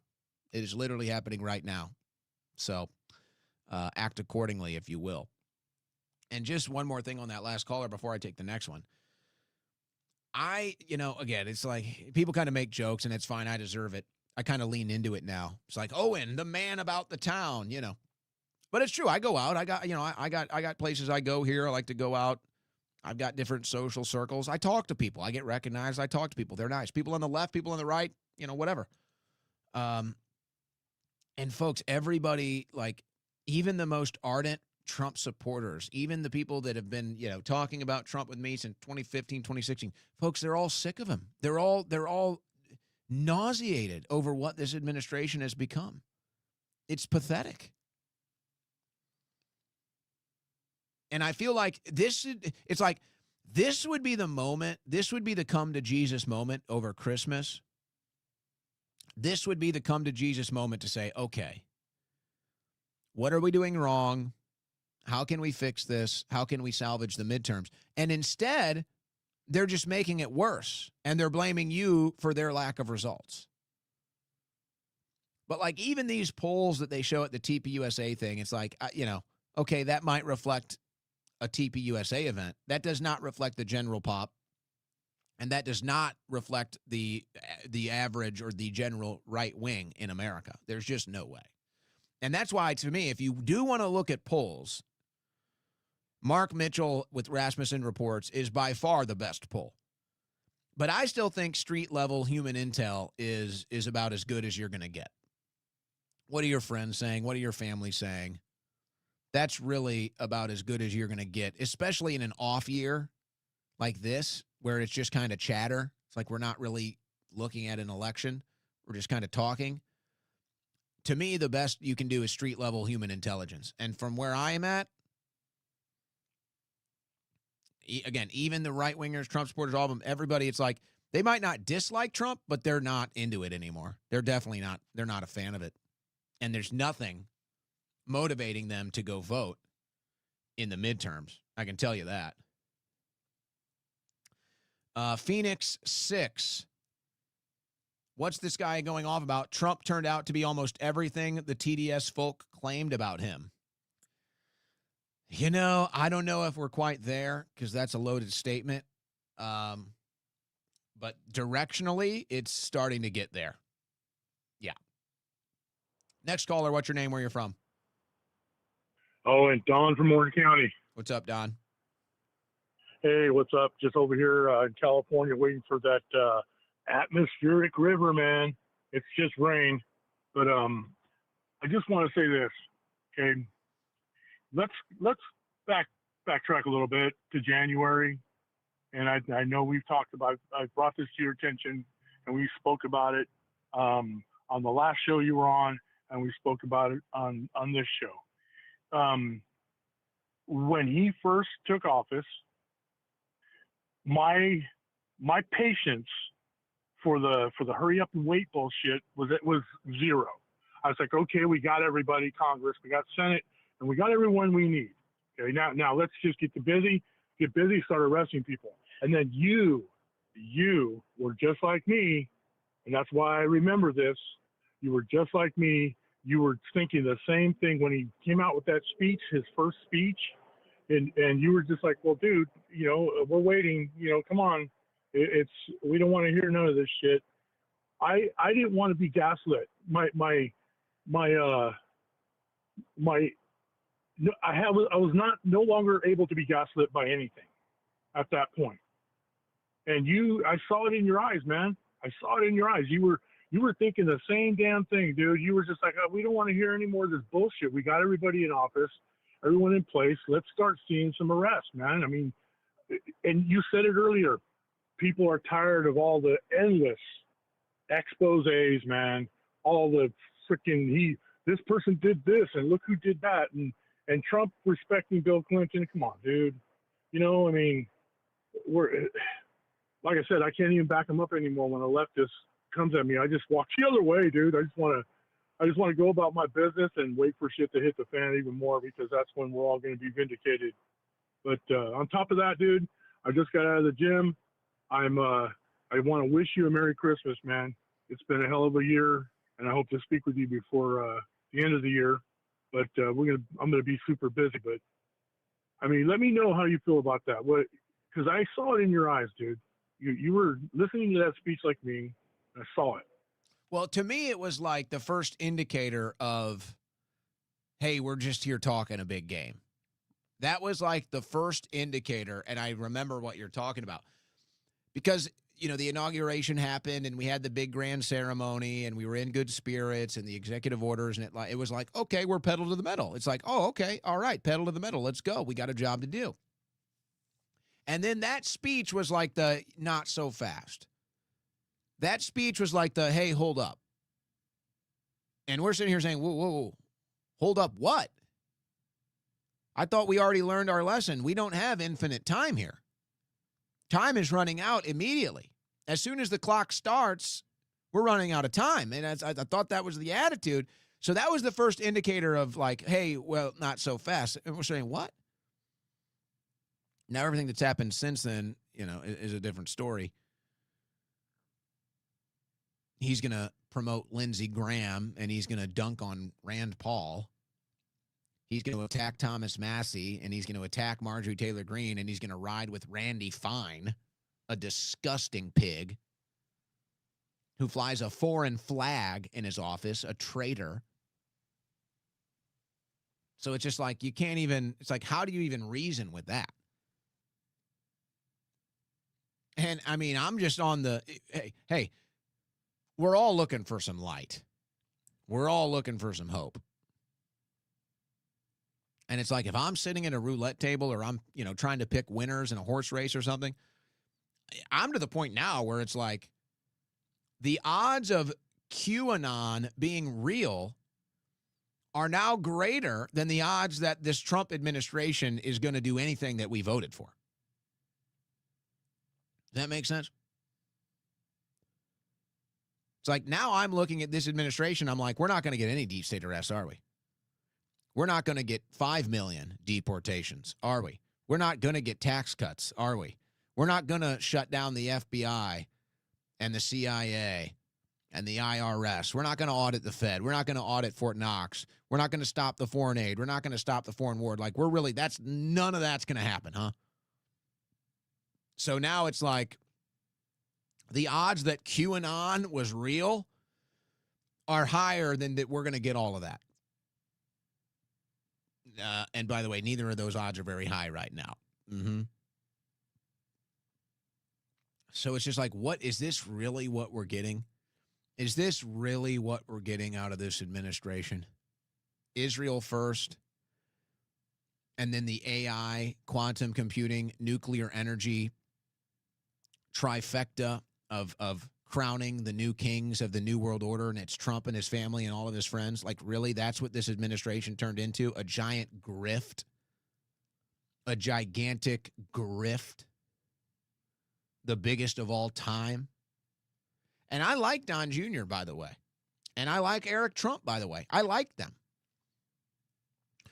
But how am I going to sit here and complain about Hunter Biden selling $5,000 or $50,000 finger paintings when the Trumps are about to make billions of dollars in these new sectors, and they're all getting startup cash from the government? And you say, well, we're going to get a return on that investment.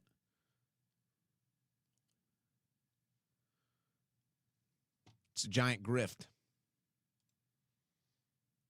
Next caller, what's your name? Where you from? Hey, Owen, how you doing, brother? It's actually me, Goat Meat. I'm here from Connecticut. All right. The same one who asked you if to play the clip of Marina at Balmer Bridge talking about Trump's a witch. Yeah, I've never seen that. I'll try to find it. All right, yeah, she's sitting in the car. All right, so you mind if I just do a very, very quick prayer? Jesus, bless this conversation. All right. So I've been going on to this everything for a while. Very, very long time, since high school. I'm 33 now. And I try to I'm noticing a lot of the politics and everything is starting to seem like noise. And I'm just combing through the noise, right, Owen? I'm trying to get to the main point, right? We see that, all right, maybe we got lied to, right? We thought Trump was a good guy. They're touting, this Republican Party now, they're touting, faith, God, they're saying, but they're never naming their God. Everyone is here. We're thinking, this is like Republicans are talking about Jesus, we're Bible first, awesome, TFUSA, and, what's the opposite? The Democratic Party, they're kind of acting like demons, all of them are colored haired and they're all homosexual and whatnot. Right? But combing through it all, you see that both sides are actually evil. It's a one bird with two wings. One wing is blue, one wing is red.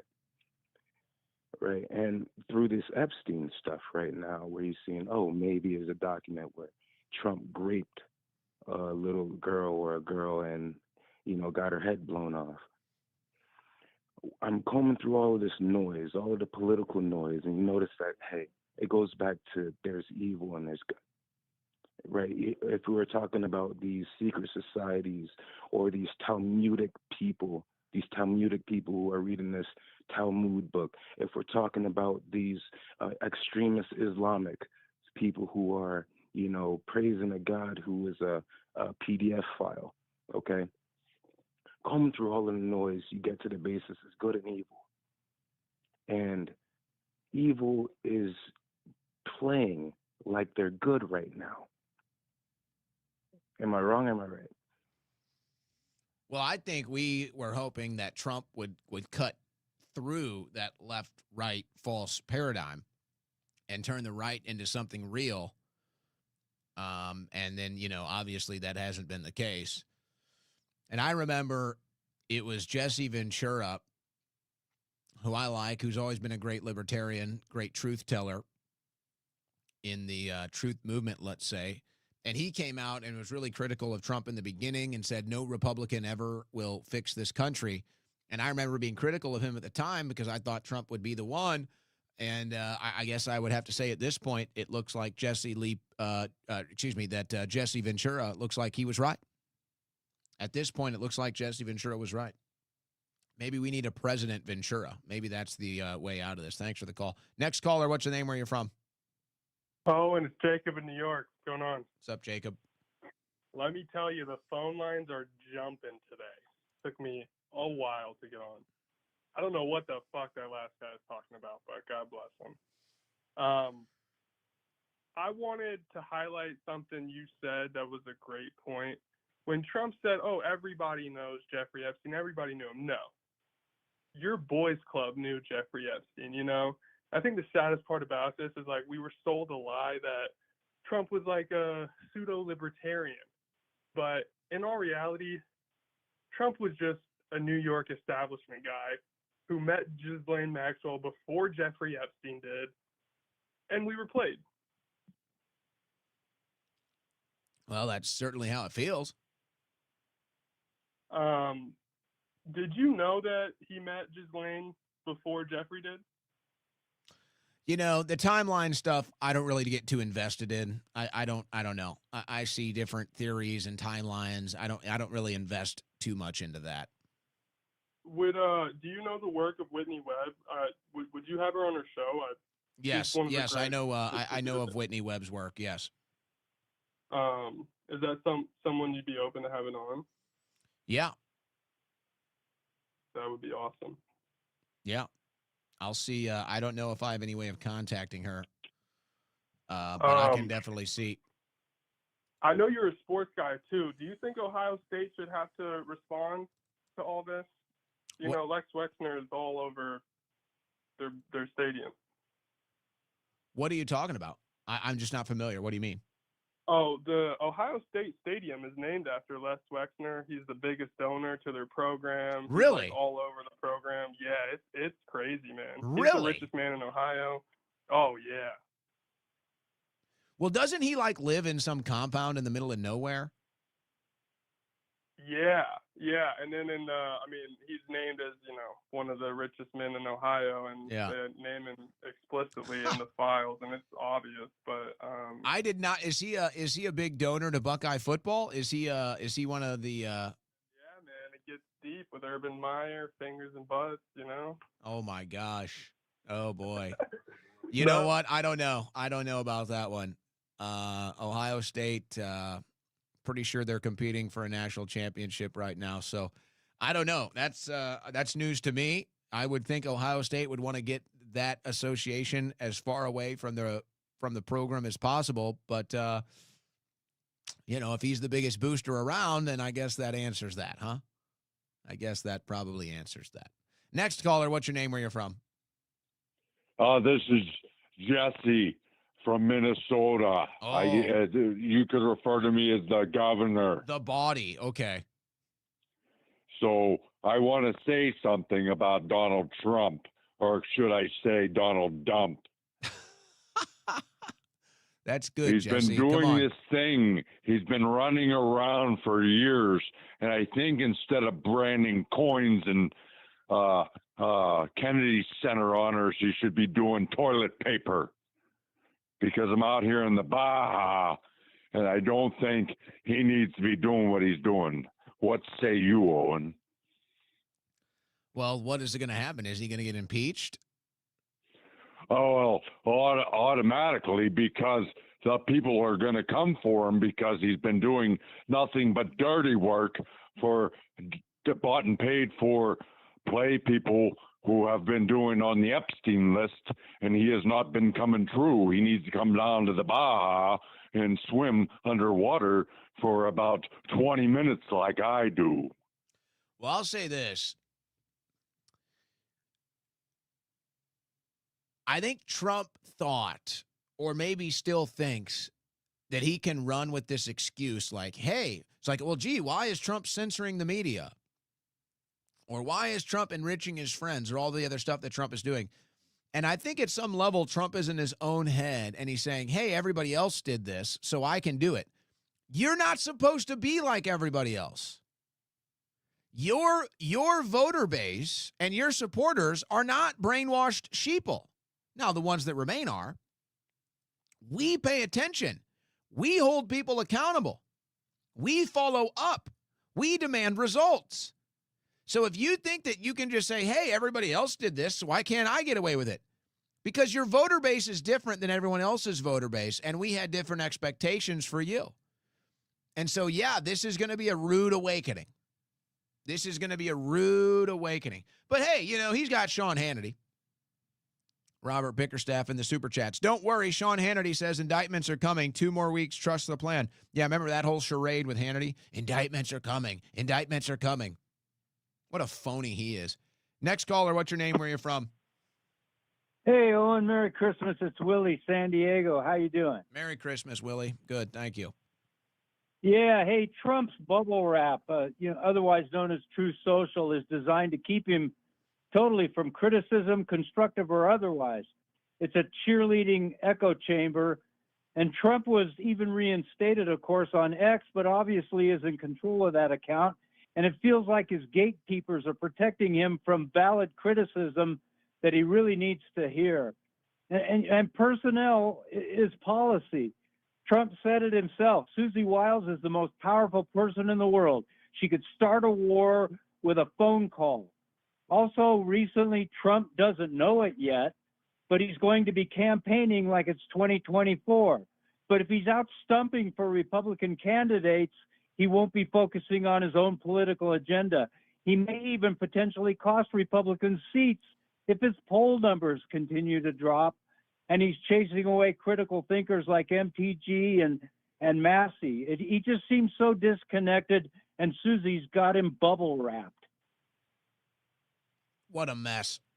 What a mess. I forgot that they're going to put him on the campaign trail. What a disaster. What a time, huh? What a time for that. You know, she creates the bubble to America only. You know, nobody can penetrate that bubble. And it's sad for American taxpaying citizens, but we got to continue to try and demand accountability. And I'm loving the callers that are coming in, and we're criticizing him. Our politicians are supposed to work for us. We should be able to criticize them. And I'm so sick of the MAGA BS out there. It needs to be America only or America first, if nothing else. That's where we're at. That is where we are at. And that's where the Republican Party goes from here. But I think we're a couple election cycles away from seeing that manifest into victory. I think the Democrats, at least 1, maybe 2 election cycles for them. That's how much damage this administration is doing. And then you might be able to come out on the other side. The only question, which is I think is a legitimate question, what are we even going to have left of a country? At this point, I don't even think that you can discount maybe that we cancel elections. That's how insane this administration has become. So I don't even know what to expect. But if we do have them, it's going to be the Democrats, probably 2 election cycles, I'd say. All right, next caller, what's your name, where you're from? Hi, can you hear me? Yes, you're on the air. What's your name, where you're from? Hey, Owen, Matt from New York. How you doing? All right, Matt, we're good. Yeah, I just want to know, you're talking about election cycles, and my only question is, like, and I'm not trying to sound like a revolutionary, but how do we vote our way out of this? Like, you know what I mean? They're showing the cards. We know the jig is up. We can see how corrupt our government is. It's only getting worse every day. I can't see them giving this up that easily, is my point. That's all I have. Thanks, Owen. Well, you know, I would also say I'd like to think that we could still vote our way. I don't know if it's fair to say vote our way out of this, you know. I don't think you can vote your way out of this, but I'd like to believe that we can vote in leadership that will at least start to stop it and tear it down. But then you wonder, could anybody that actually wants to stop it and tear it down, could any of them actually get elected? Or would they just not make it to the final day, if you catch my drift? You know? I think that's another thing to consider on that front. Next caller, what's your name? Where you from? What's up, Owen? Sean from Rhode Island, the mailman. All right, Sean, what's up? I called you a couple times. I'm the guy who said the Matt Christopher books while you were locked down. What's on your mind today? Just calling to wish you a Merry Christmas, you and your family. And I took my Trump sticker off my truck today, my truck magnet. Oh. Are you in the market for some red hats? I got a whole box of them. I actually had friends that said they want to burn their MAGA hat and have me share it on my social media account. And I said, yeah, you know what? I get it. I'm not going to do that content. That's a little cringe, but you're not alone. Yeah, I'm not there yet. I'm still hoping for year 2, year 3, year 4, but it's not looking good, bro.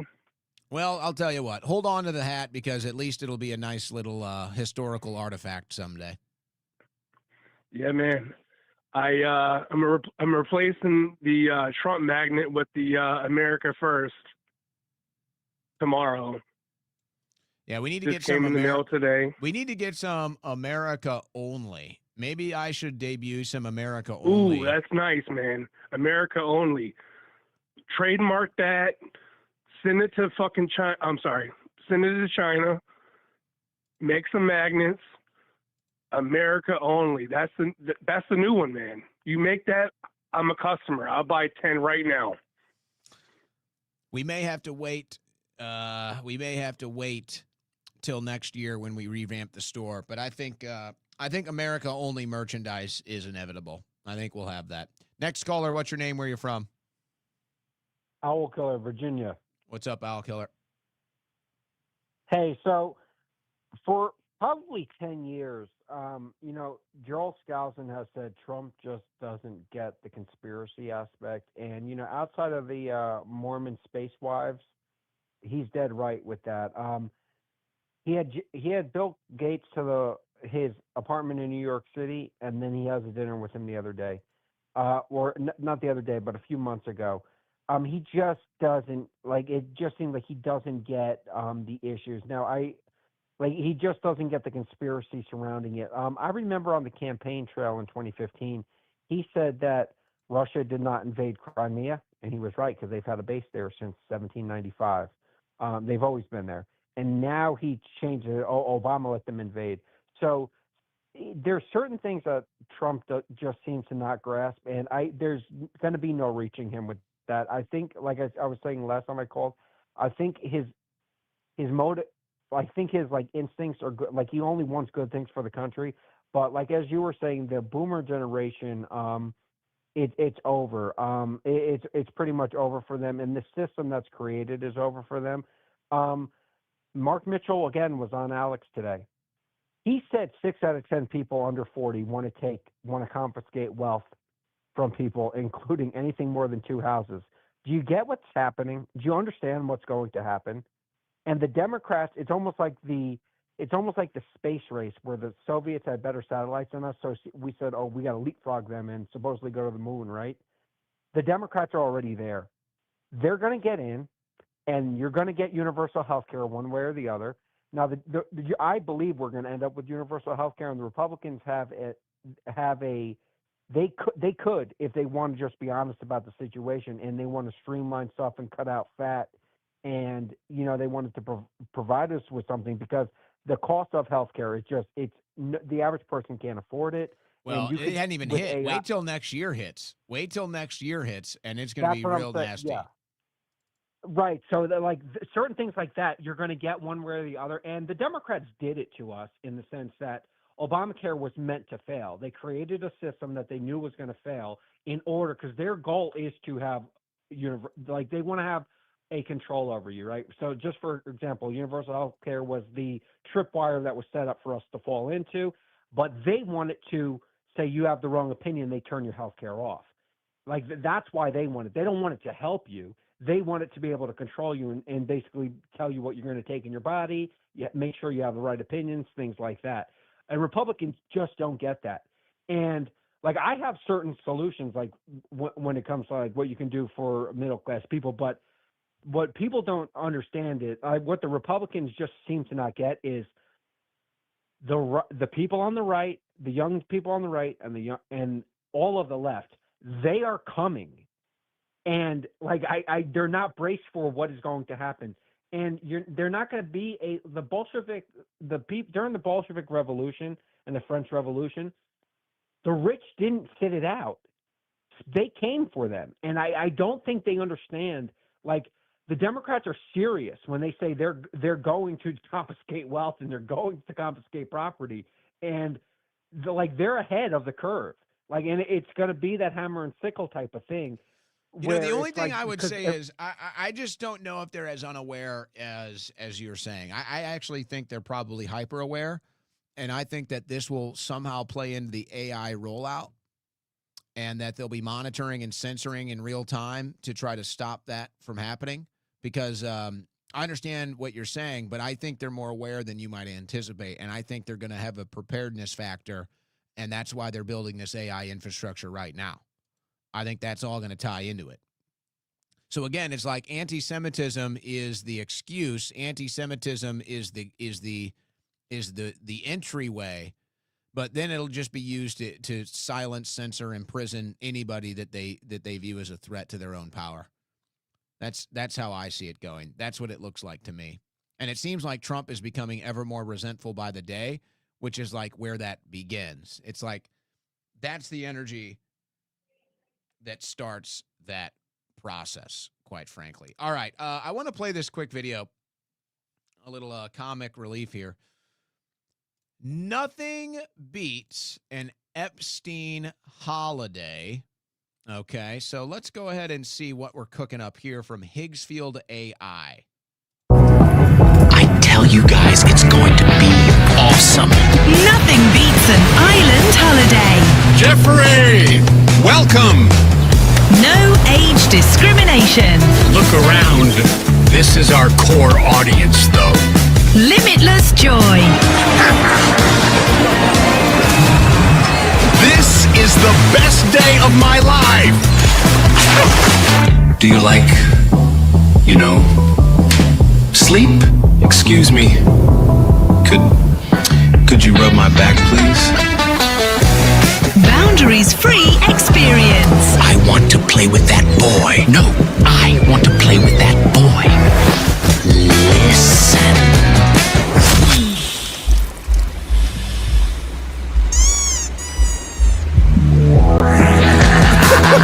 Are you sure this is healthy? Of course. Private procedures. Whoa, I think I feel something. Hello, guys. Book your dates now and get a free photo shoot. Shall we go to my place now?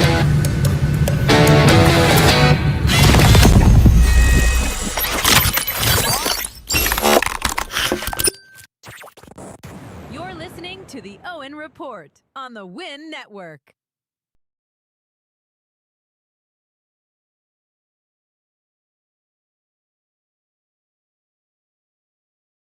It's the fastest 3 hours on the internet. It's the Owen Report with Owen Schroyer. That was disturbing.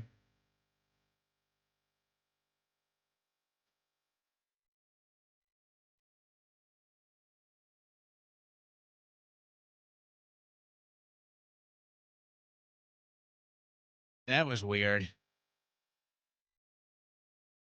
AI is getting pretty crazy, isn't it, guys? It's getting a little too real, huh? Wow. Well, as the caller said, the phone lines are lighting up, so let's continue with the calls. Next caller, what's your name? Where are you from? Yeah, Ohio. Your name is Ohio? No, I'm from Ohio. And Her name is Ralph. All right, Ralph, go ahead. Hey, thanks for taking my call. We need to shift our focus. A lot of your calls are R&D, Republican, Democrat, left, right. It doesn't matter who you vote for, like somebody else is saying. It doesn't matter who you vote for, you always get John McCain. Here's the deal. We've got the cabal, which is in charge of the politicians. These are the people you just showed on your little skit there. I don't know if you remember, there was a movie made about a guy who had a vision from God to take out the demons, and he used an axe to do it, and tire iron, whatever he needed.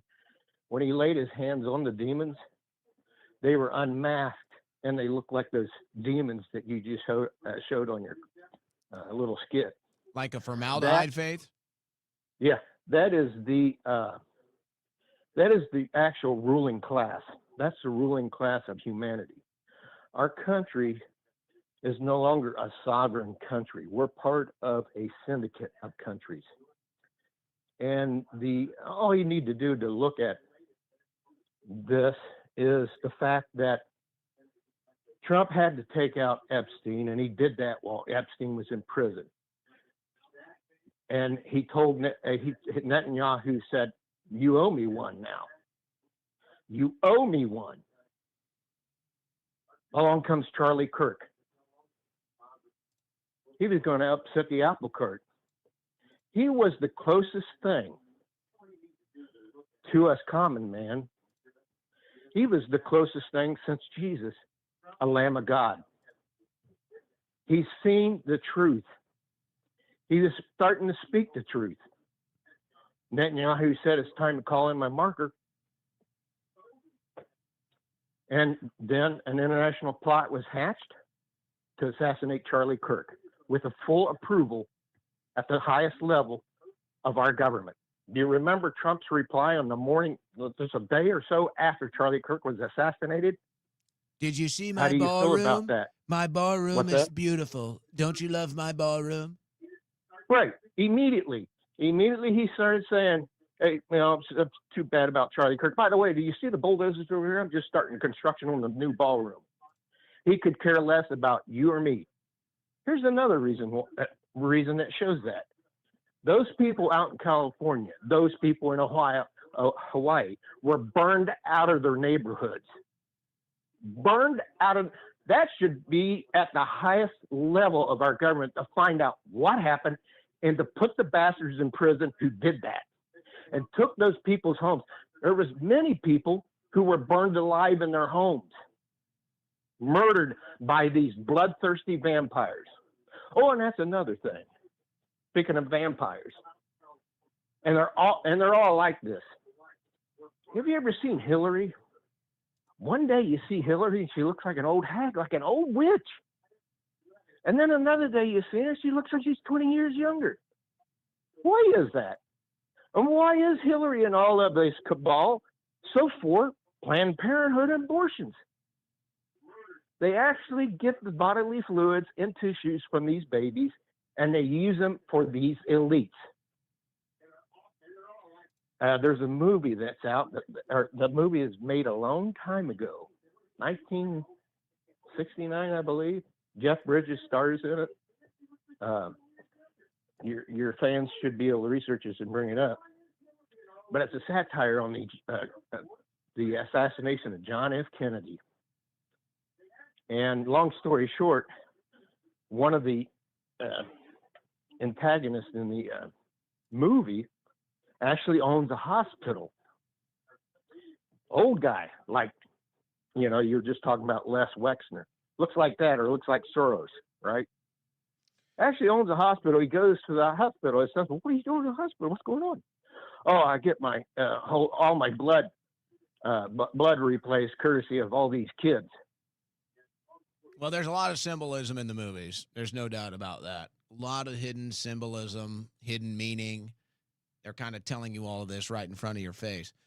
By the way, there was a video. I can't find it now. It actually got taken down off X. Kate Beckinsale. She was kind of a heartthrob I guess like early 2000s, maybe. Kate Beckinsale, you probably remember. She was pretty popular, kind of a teen heartthrob, whatever. And then she disappeared, and she reemerged, and she looks like an entirely different person. You bring up the Hillary Clinton thing. I don't know what these actresses do, if it's surgery or something else, but it was like two completely different people. So much so people thought it was a different woman, a clone or something. So I don't know that movie you're talking about, but I want to go to some clips here. We'll take some more calls. I got some stuff I want to get off the docket here.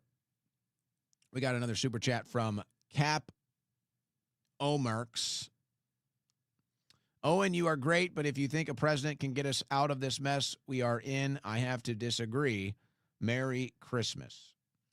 Well, at the end of the day, I guess you got to take action into your own hands in your own life in your own way. Not sure if that's what you mean. But, you know, this is why it's so... I don't even know if I want to get into this. Maybe I should just start rattling some of this stuff off.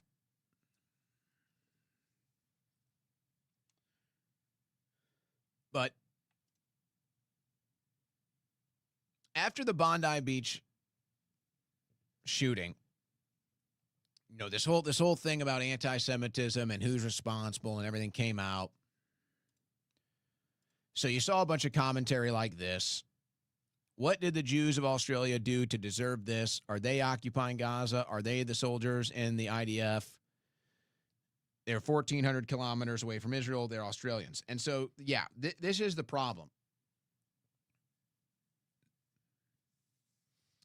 What Netanyahu and Israel is doing, they are the number one causes of anti-Semitism.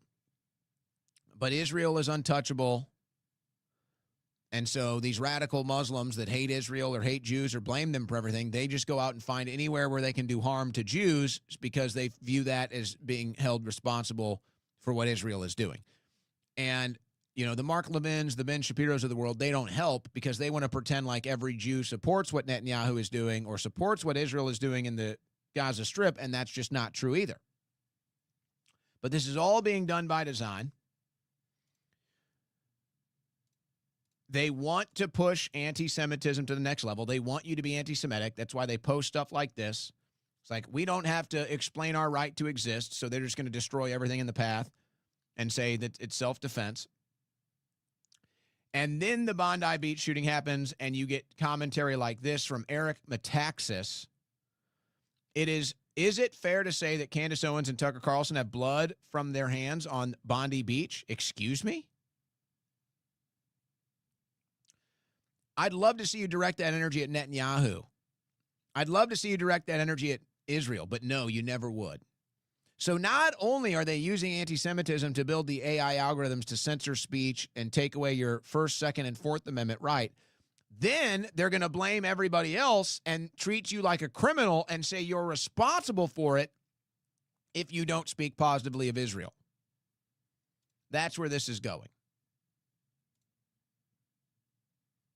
And then you go to Congress, and by the way, these videos are everywhere. And I don't know if it's all of Stu Peters' people, but I know Stu Peters is sending people out to the Capitol. But I don't know if these are all his people or if this is his video. But there are these people in the Capitol every day, and they ask just anybody walking around the Capitol if they'll say America first.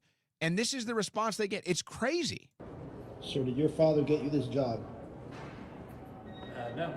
You earned it through hard work? I did. Can we get America first or Israel first? No answer? Now he got scared. The first ones he got it. Sir, America first or Israel first? Yeah, I'm not going to talk to you about that. You're not going to talk to me about that? Sir, you look terrified. He just got a chill down. He skipped on the elevators. He said, I'm going to take the steps today. Case study number 1466.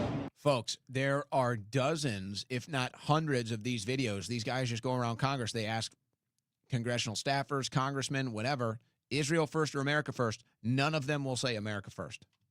None of them. What? They won't even say America first? They won't even fake it?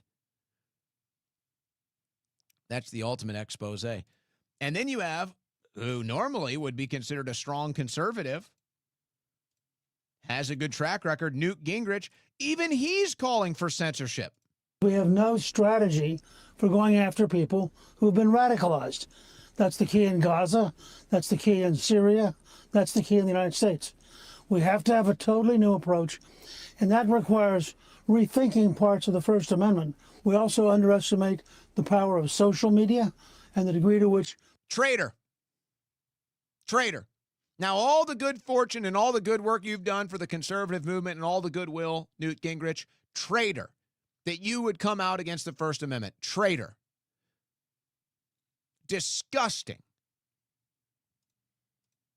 Oh, no, it's not just America. It's happening in Europe. It's happening in Australia. So it was the kind of thing we knew was inevitable. We were praying, hoping that it would never happen. But no surprise, because of the tone on the streets within our societies, with the hatred that is being expressed to the Jewish state, to Jews, and to Judaism. So see, the Jewish state. So you can't say anything bad about Israel now. You're not allowed to criticize Israel. And therefore, what's happening around us is inspiring some people to translate hate speech into hate action. You know, my own story is not really so important. One of our children called me to say, have you heard?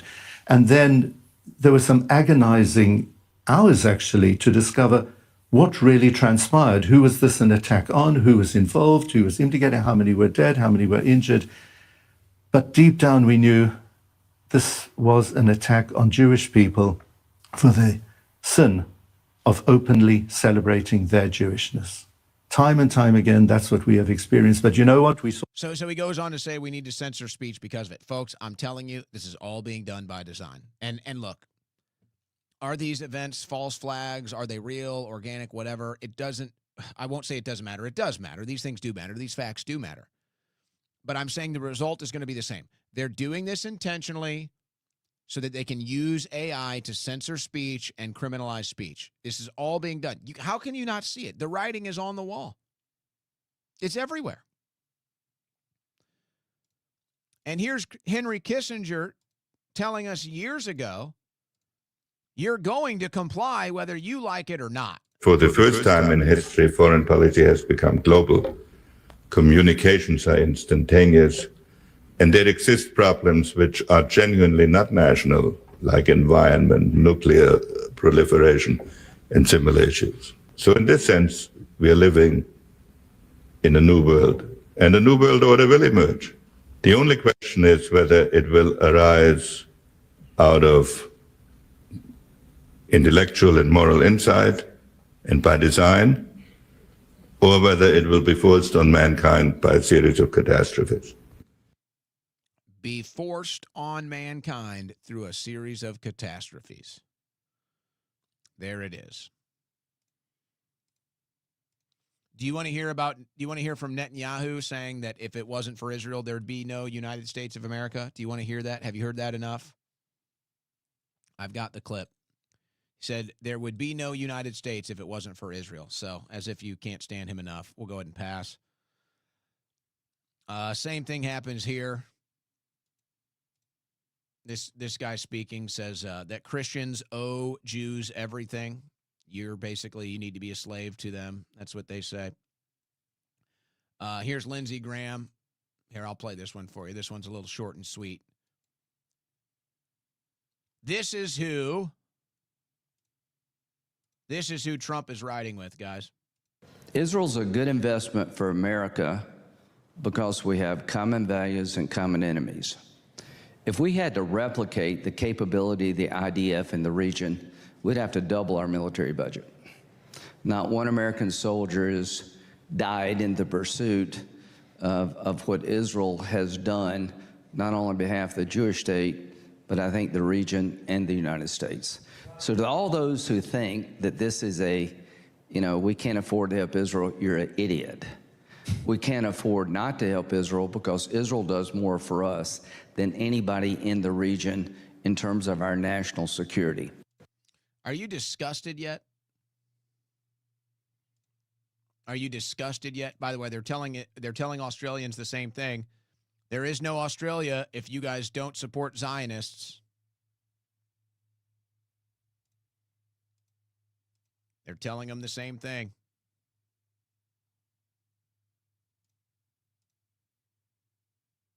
I don't know why this thing won't share. We're having some technical difficulties right now. This is weird.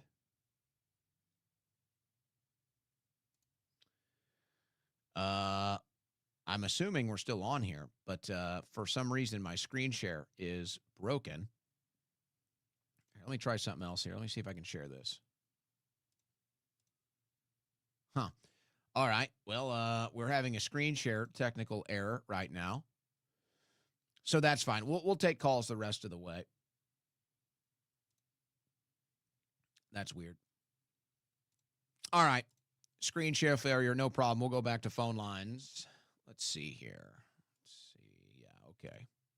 All right, phone lines are back open. Here we go. Caller, what's your name? Where are you from?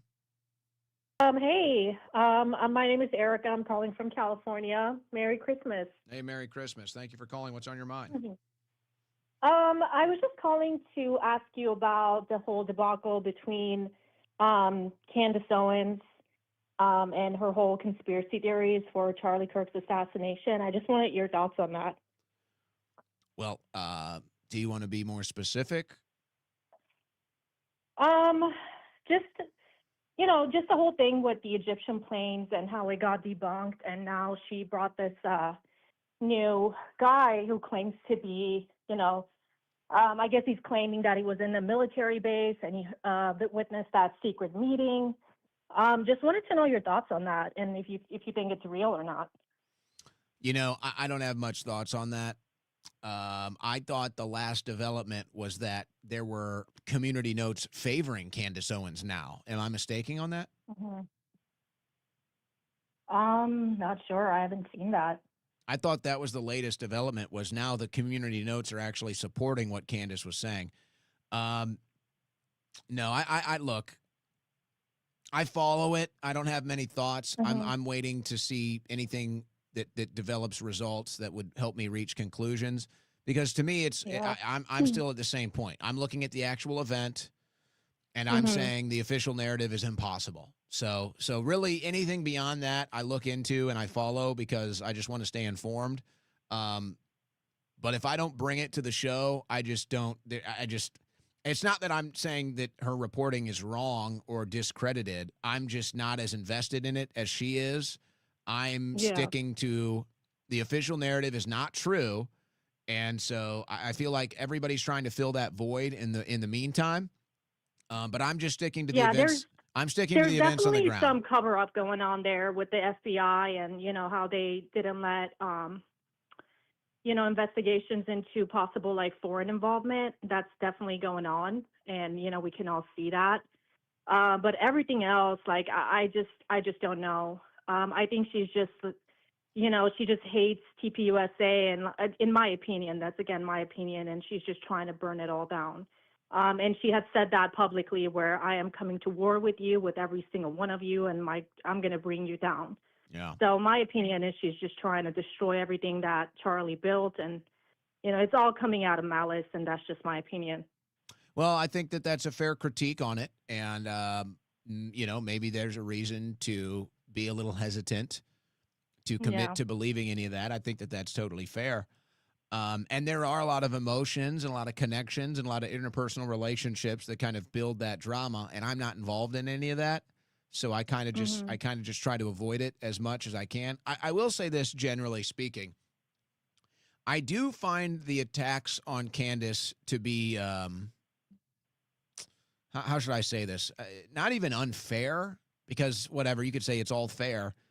I find it odd. It's like, when did we decide we were going to stop being conspiracy theorists? It's like, okay, if Candace, call her a conspiracy theorist or independent investigator, whatever you want to do, but it's like, since when did we start demonizing that? Like, since when did that person become the enemy? It's like, hey, look, if you don't want to believe it, that's fine. Hey, look, if you want to say she's crazy or whatever, okay, that's kind of the realm.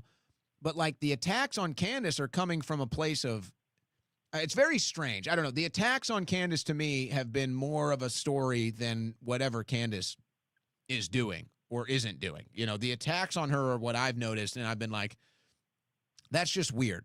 I don't understand the attacks on her.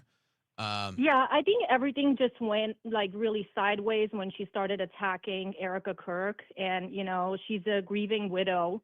And with the whole thing, like as soon as she went after TPUSA and she called it a godforsaken organization and stopped funding it and stopped donating money to it, I think that's when it all kind of went sideways and people were like, okay, this is not just conspiracy theory and this is not just honest journalism, but this is like a direct attack. Well, I wasn't commenting on anything Erica Kirk for obvious reasons. Yeah. But now she's out there in the public every day. So now I think it's fair game. So now I'd say it's fair game. If she wants to be in the front of TPUSA and she wants to be on the stage and she wants to be the public face, to me now it's fair game. The grieving widow thing, we all, obviously we all respect that.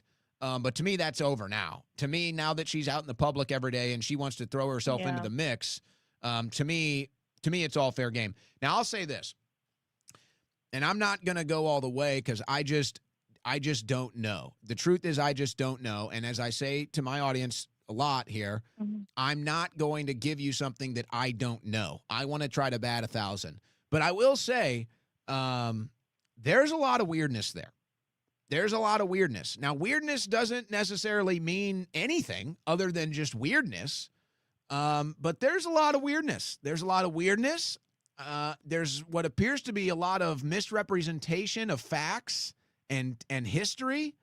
So I can't explain that. It could be an innocent explanation. The whole thing is just strange. But to me, it's all the fallout of this. We're being lied to about the Charlie Kirk assassination. So that's where I stand. Yeah, We're being definitely. lied to about the Charlie Kirk assassination, and all the drama that's falling onto the ground because of that is just that. It's just the drama that falls on the ground, but the tree is that we are being lied to about the Charlie Kirk assassination. Yeah, I definitely agree with that for sure. So appreciate the call. Cyber LA Rudy. Alex Jones said that Candace reporting on Fort Hawacha is not true without any evidence. Alex seems very sus now. Well, I have no comment, and I don't work there anymore, and he's not my boss. The last communication I had with Alex, he sent me a text message the day that James Comey was indicted, and he was rubbing it in my face, and he said, "Eat crow, black pillar." Well, I guess we all know how that turned out. And maybe my decision makes a little more sense now.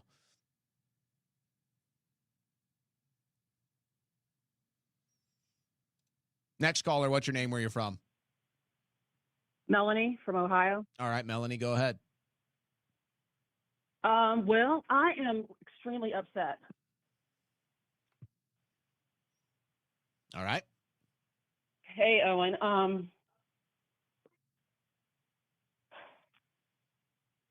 Didn't know there was a delay, but anyway, Trump was like the first president I've ever voted for because I really believe that he was going to follow through with all of his promises.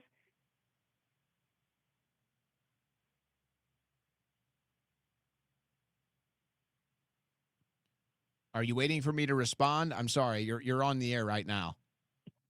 Okay. I guess because there's a delay, it's kind of messing me up. But then I remember that he kept like having this poem that he would like recite about a snake, and that's definitely, I think he was definitely just talking about himself. Well, yeah, I think you're not the only one thinking that. Yeah, and there's just a lot of weird things. I mean, you got that weird book.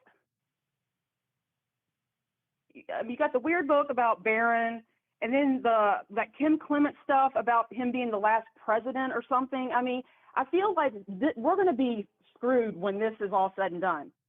He's getting the whole AI surveillance thing in place. I mean, we're not going to be able to even make a move when we decide that that's what we need to do. Yeah, the simulation is pretty crazy right now, huh? It's pretty wild. I don't know. I'm just really upset. I'm worried for our future, or for our children's future. I just don't. I think the gig is up. I mean, I really do. Yeah, you're not the only one. That's for sure. And the numbers are growing larger by the day. Next caller, what's your name? Where you from? My name's Malcolm from Tennessee. All right, Malcolm, go ahead. I've called you before when you're on the Alex Jones show. We ain't going to talk about it much, but I always commend you for going after Nadler and what you did. But, Owen, this is what I want to say. Love the show. I hit the like button every time your show's on YouTube. But with our politicians up there in D.C. and the Stu Peters, where he's going around asking if they're America first, of course they're not America first, because they're supporting that other little country over there in the Middle East. I'm not going to say their name, but you know who I'm talking about. And obviously they're afraid to say America first because that little country over there in the Middle East probably has blackmail on them. So they're going to sell out their own fellow man. That's all I have to say, Owen, and keep kicking ass. Thank you for the call, Malcolm. Yeah, they can't even if they don't believe it, they won't even lie. Say, hey, will you say America first? They won't even say it. Man, that's wild. Next caller, what's your name? Where you from?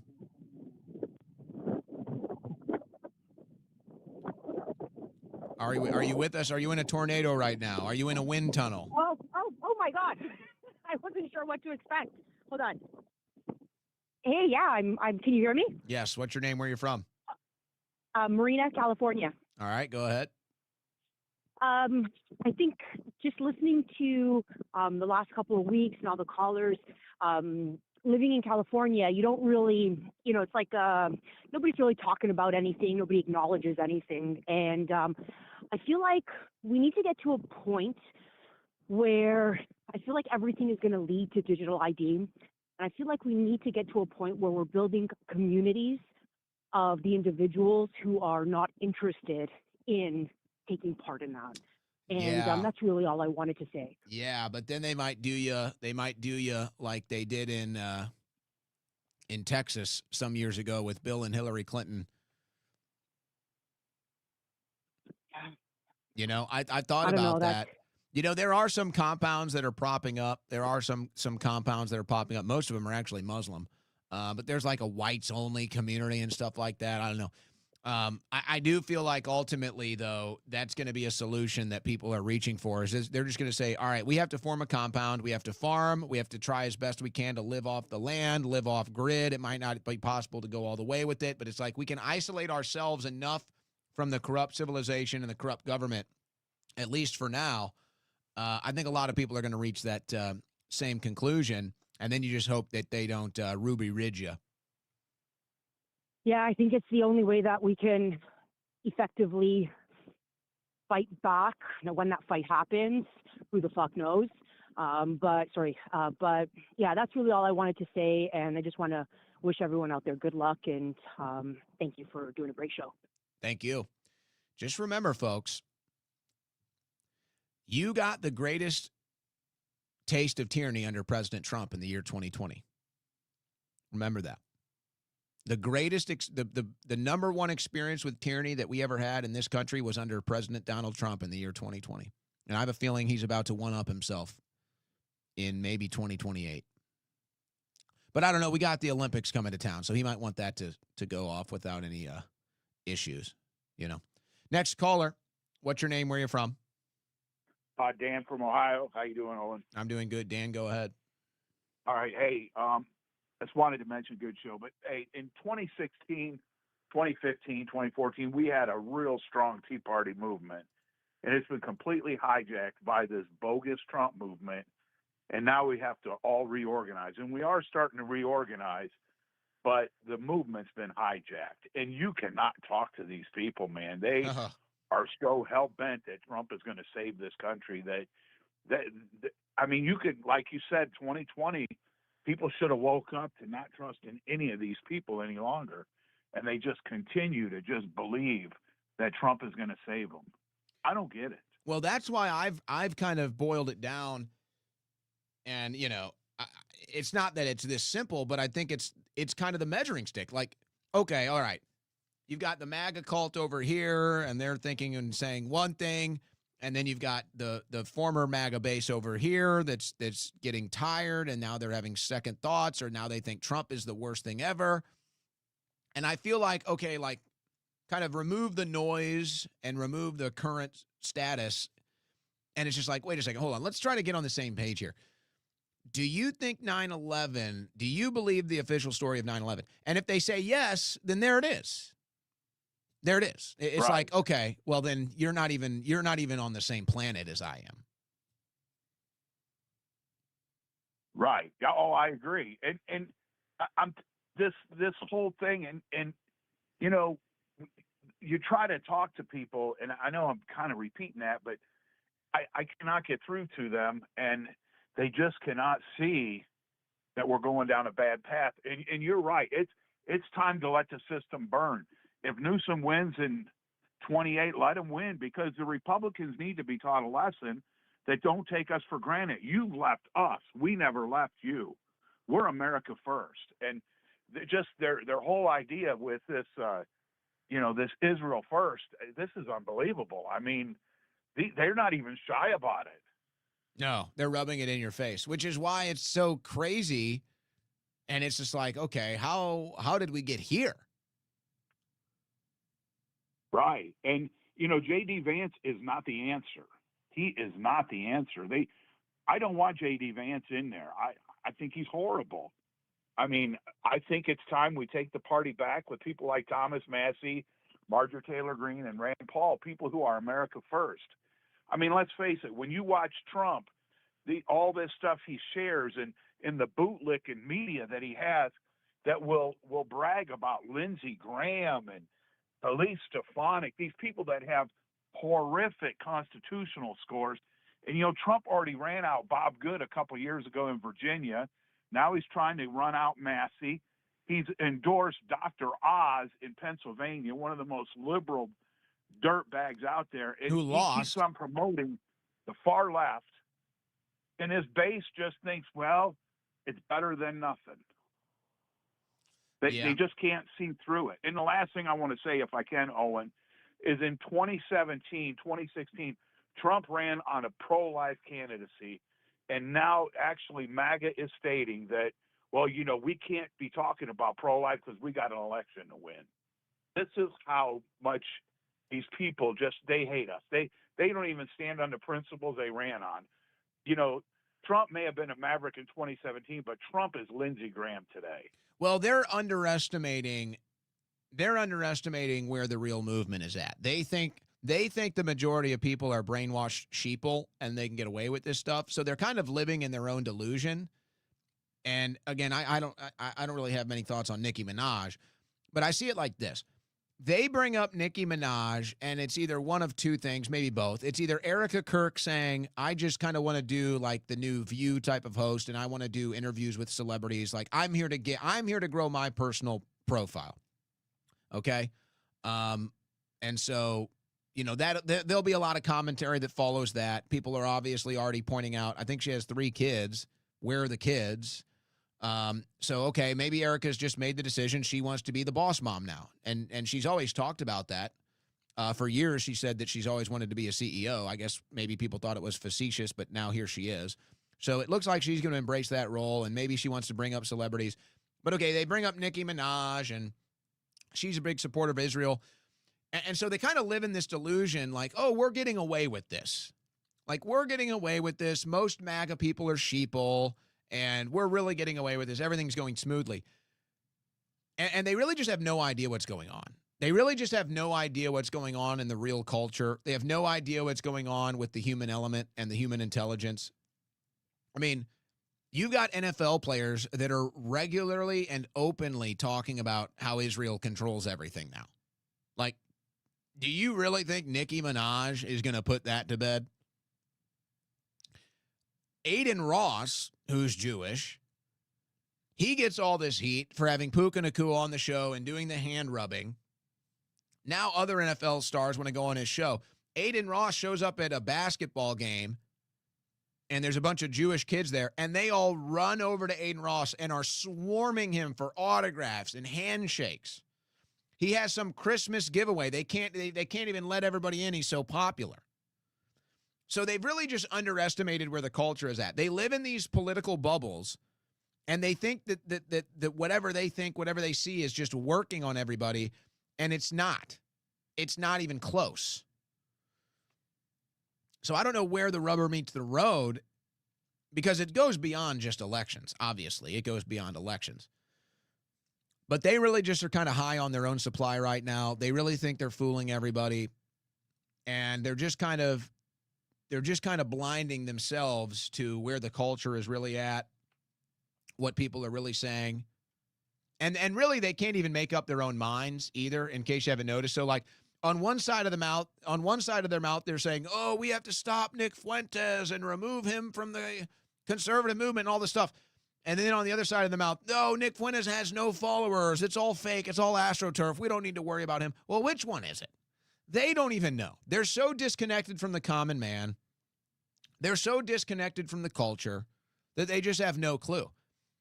And that's why when I just got up on my show and made decisions that I made and said things that I said, it's because I'm in tune with the culture. I'm in tune with the common man. Maybe I am the common man. Maybe I am the culture. So when I start saying these things and doing these things, say, oh my gosh, you'll regret it. You'll come running back. Oh, you're wrong. Oh, you're a panican. You're all of this stuff.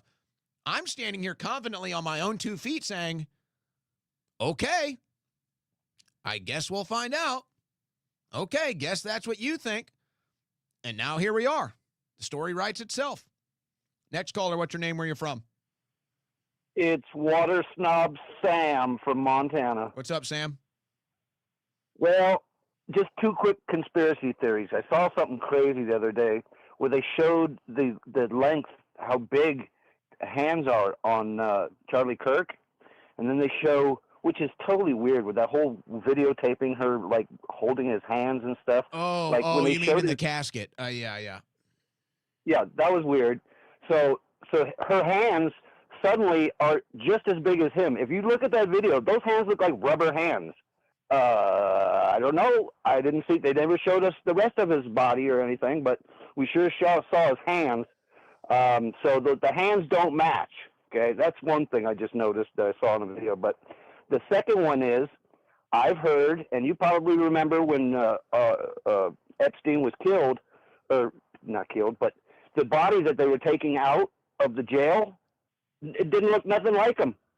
And the theory is that the trapdoor thing with Charlie Kirk is Kirk is real.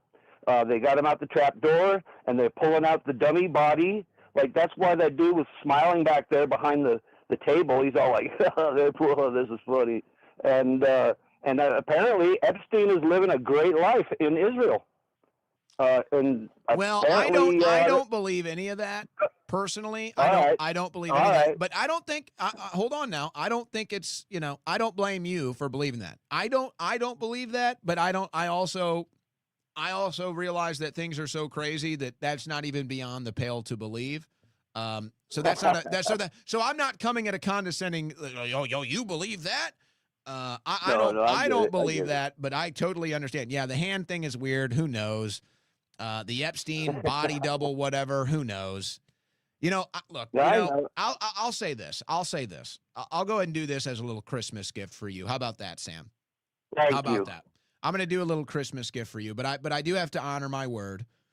But let's just say I had a conversation with somebody who was very close to the Epstein prison situation. I have to honor my word because I told this person it would all be off record, but it's been obviously some time now. But I'm going to honor my word to at least protect who this person is.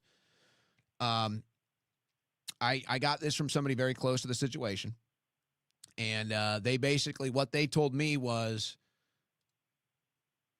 there is no evidence of anything. The long and short of it was, when they went in there to try to do the initial review and figure out what happened, there was no evidence of anything. Okay. Wow. So this is off record. So I'm being intentionally vague. I apologize, but I have to because I'm trying to protect this person. It's very close to the situation. They said there was no evidence of anything. And so, wow. And so maybe that's why they're putting out AI videos. Maybe that's why they're putting out edited videos. Maybe that's why Patel and Bongino are staring into the camera like deer in the headlights when they're being interviewed. But that's what I was told, that there was no evidence of anything. So That's crazy. Yeah. Didn't one of these one of the O.J. Simpson doctors, I forget his name off the top of my head, but didn't he say he looked at the autopsy report and said that there's no way that this vertebrae could have been crushed or this, that, and the other? Yeah, with it the was a paper choking fucking- victim. Yeah, they said it was a choking victim. Right. Yeah.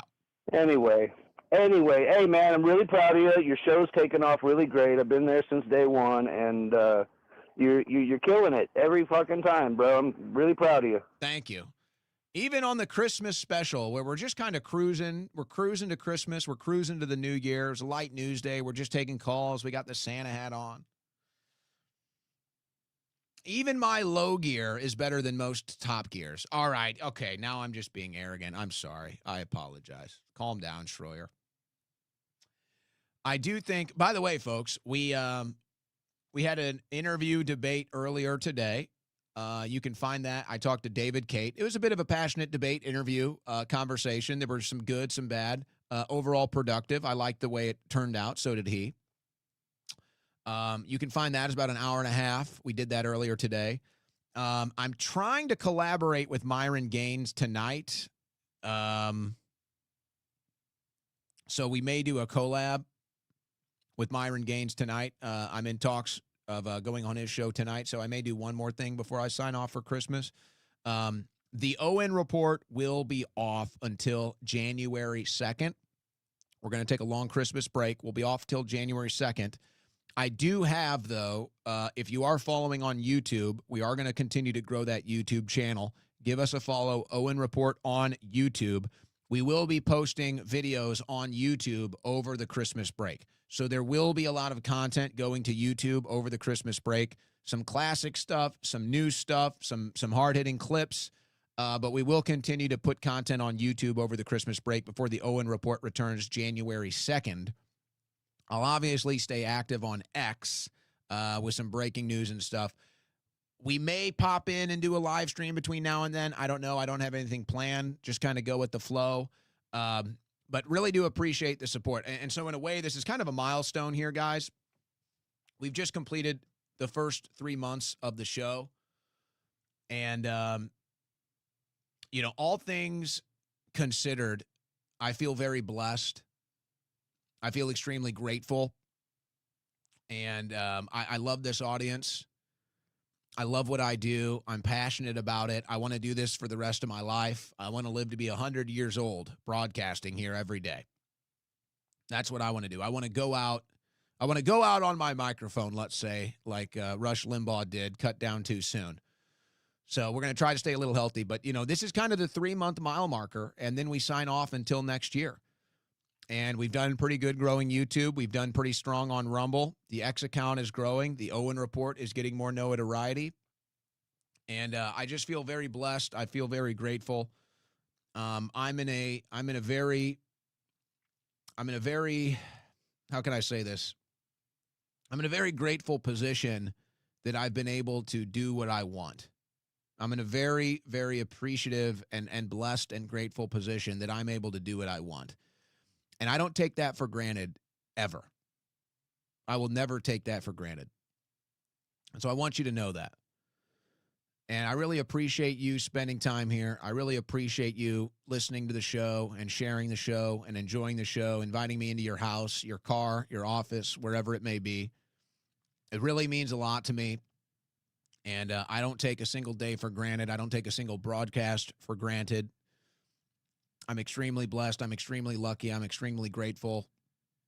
And as we close out the first 3 months of the ON Report, I just want to voice that to you because somebody was giving me a hard time.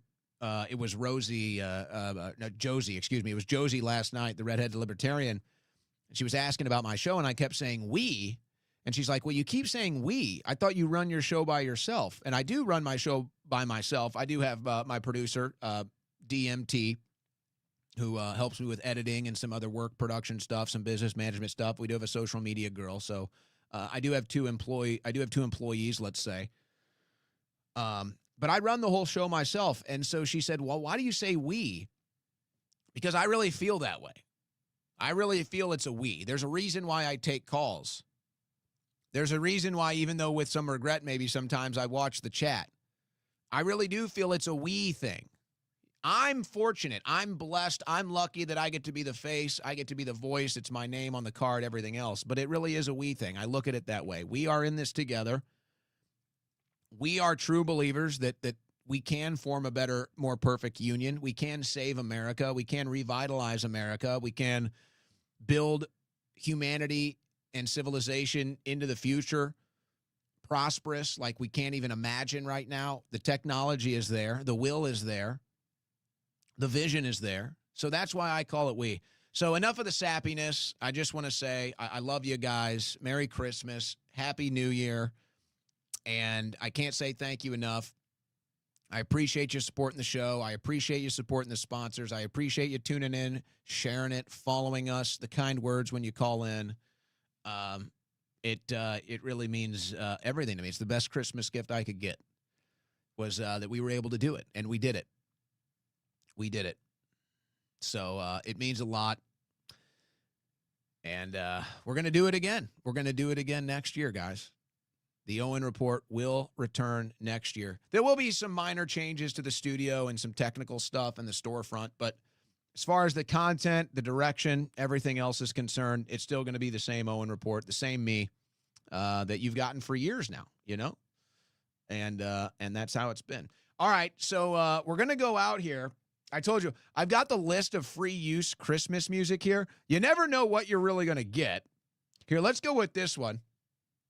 It won't be a total letdown. Let's see. This is the Warm Christmas Emotion. Ooh, yeah. I'm feeling it. It's got a little jazzy vibe. Getting a cup of hot cocoa ready. Maybe putting some marshmallows in there. Sitting down by the fire. Your Christmas tree with all the ornaments and the lights. The families gathering around. The presents ready to be opened. The kids laughing, playing in the background. You're obviously talking politics with your friends and family, because what else would you be talking about? Maybe there's a football game on. You're watching the game. You're enjoying yourself. You're enjoying life. Because that's what it's all about, folks. Well, that was a that was a lady on the phone that whole time. Let's get focused again.